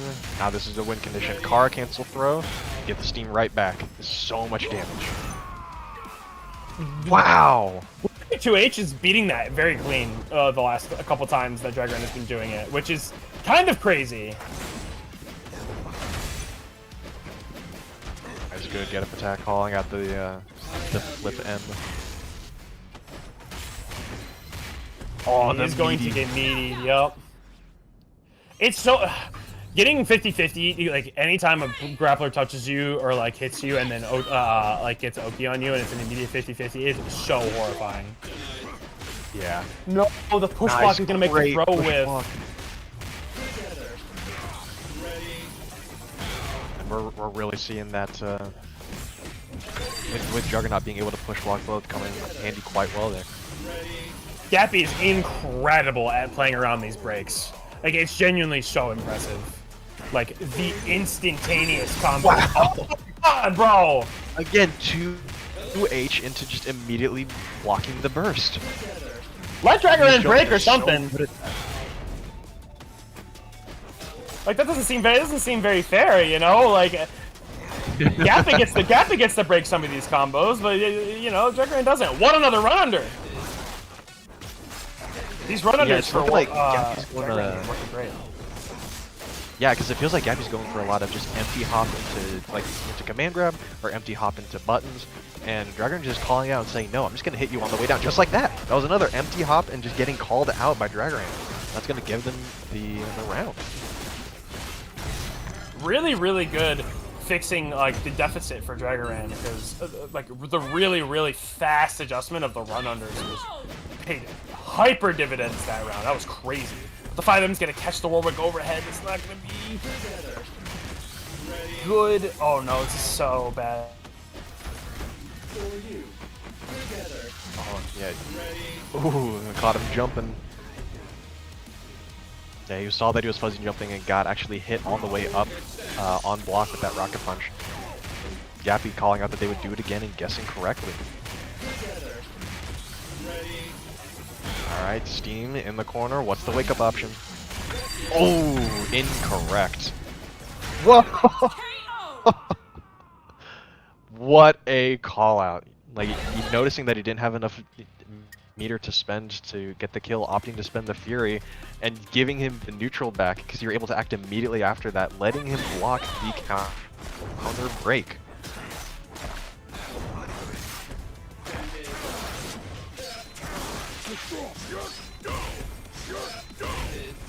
Dragaran's got them in a corner now.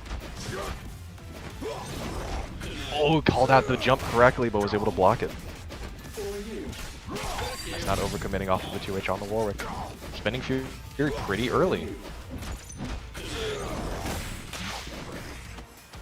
Oh, the extended hurt box. With Gravity is able to block in time. Oh, alright. Again, 2H and just immediately jump block.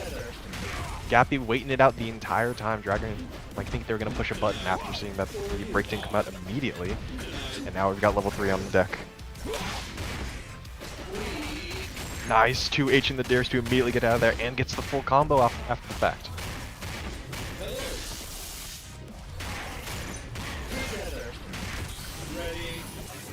Yep, level 1, got Steam, got the corner. Doesn't have to worry about a wake-up option, but now Darius still with his back to the wall. What did he do? Oh, the empty hop. We've seen it before, we've seen it again. Wow, the run-up level 3! Working especially well with Blitzcrank to being a grab. Unit dismantled. That's 1 round up for Gappy.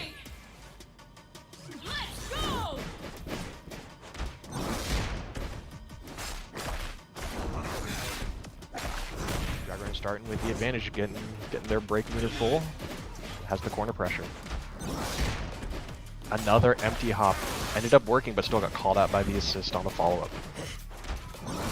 Just backing up to full screen. Nice Fury break, or Fury block. Is this going to be enough damage to kill with the double down? I don't think so. An option to get for the good Oki. Oh! They were so far away. The get-up attack was an interesting option. And a perfect. Wow. Dragon ran clapping back after that dominant first round. Staying in the driver's seat, pushing Blitzcrank all the way back to the corner again. Nice. The good old run-up grab.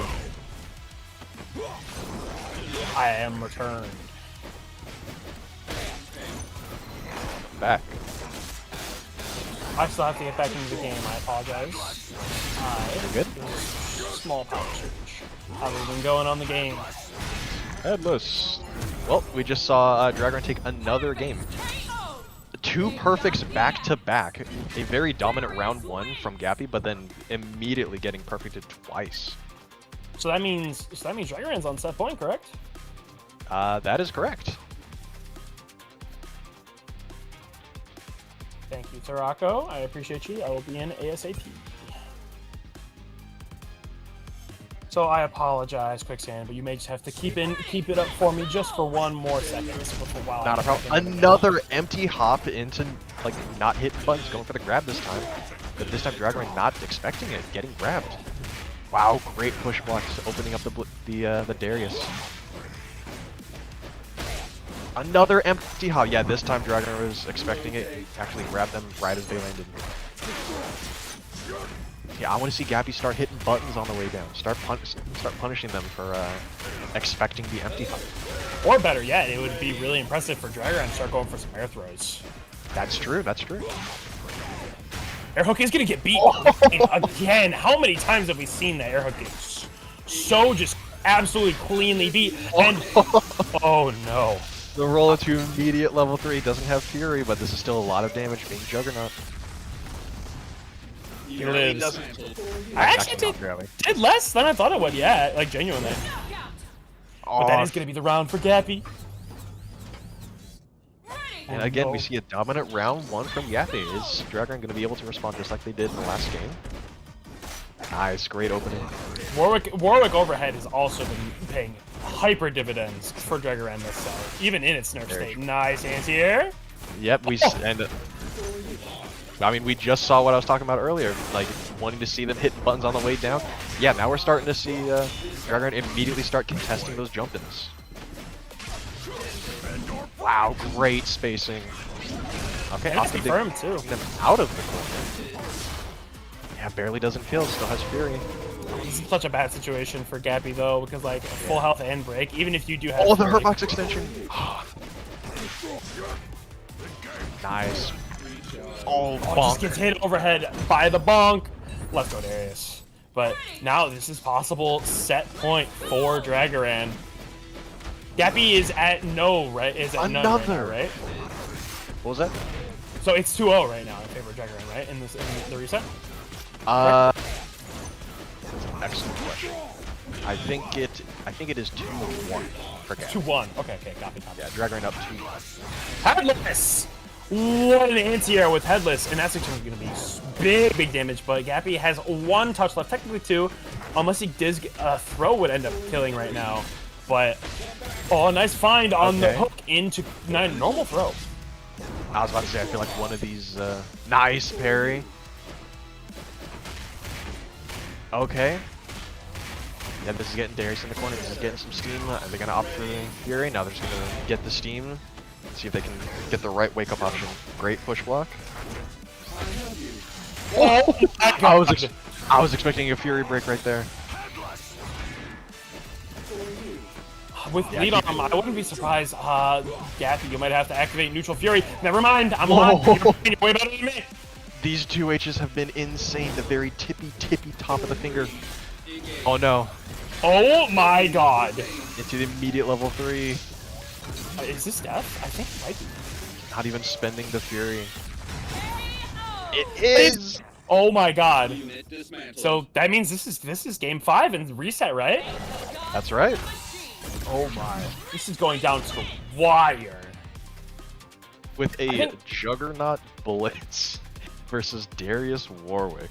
I think Dragoran's been doing such a good job at doing making the micro adjustments to fighting against Gappy's playstyle, but the problem I think I've started to see is they're just some of the decision making is just so off-putting sometimes that it's really tough as Dragoran to be super consistent on these punishes or super ready for everything, you know? Yeah, versus, and like you mentioned before, we've been seeing Dragon go for that overhead plus assist, and it's been working nearly every single time. We've not been able to see a good answer.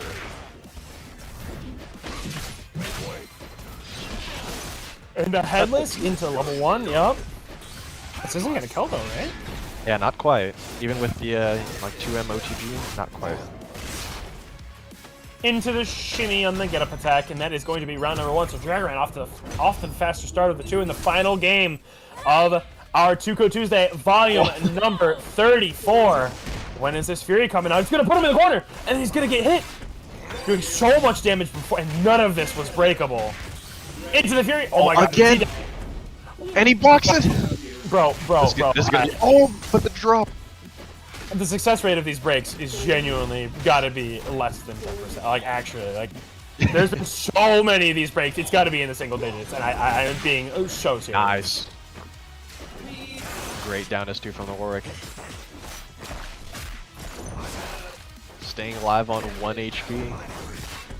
With no way of getting it back too. Because with Warwick, you're only able to recover gray health, but there is none. Oh, going for the here we instant. go. This is bajillion damage. Oh, but this is so much And break. I actually don't Nice. necessarily agree with giving him so much break. Yeah, it is a kind of damned if you. Oh, straight into the wrecking ball. Oh no. Yeah, from that distance you can't really get much. Nice, great jump. And that should be it. No! Oh, That is going to be it for Dragoran, taking the final game of the reset of our grand finals of Tuco Tuesday, volume number 34. That was a wild set, genuinely. That was so wild. yeah, I think that was that game 5 both times? Or was that It only was. 4? I think that was game 10. It was either game 9 or game 10. I think I may have missed a game in there too, a game count in there too, because we do not have the game timer, because I'm in game, so I unfortunately do not see the round count. But that was so much fun to watch. Genuinely, some of the most fun grand finals I've seen in a long time.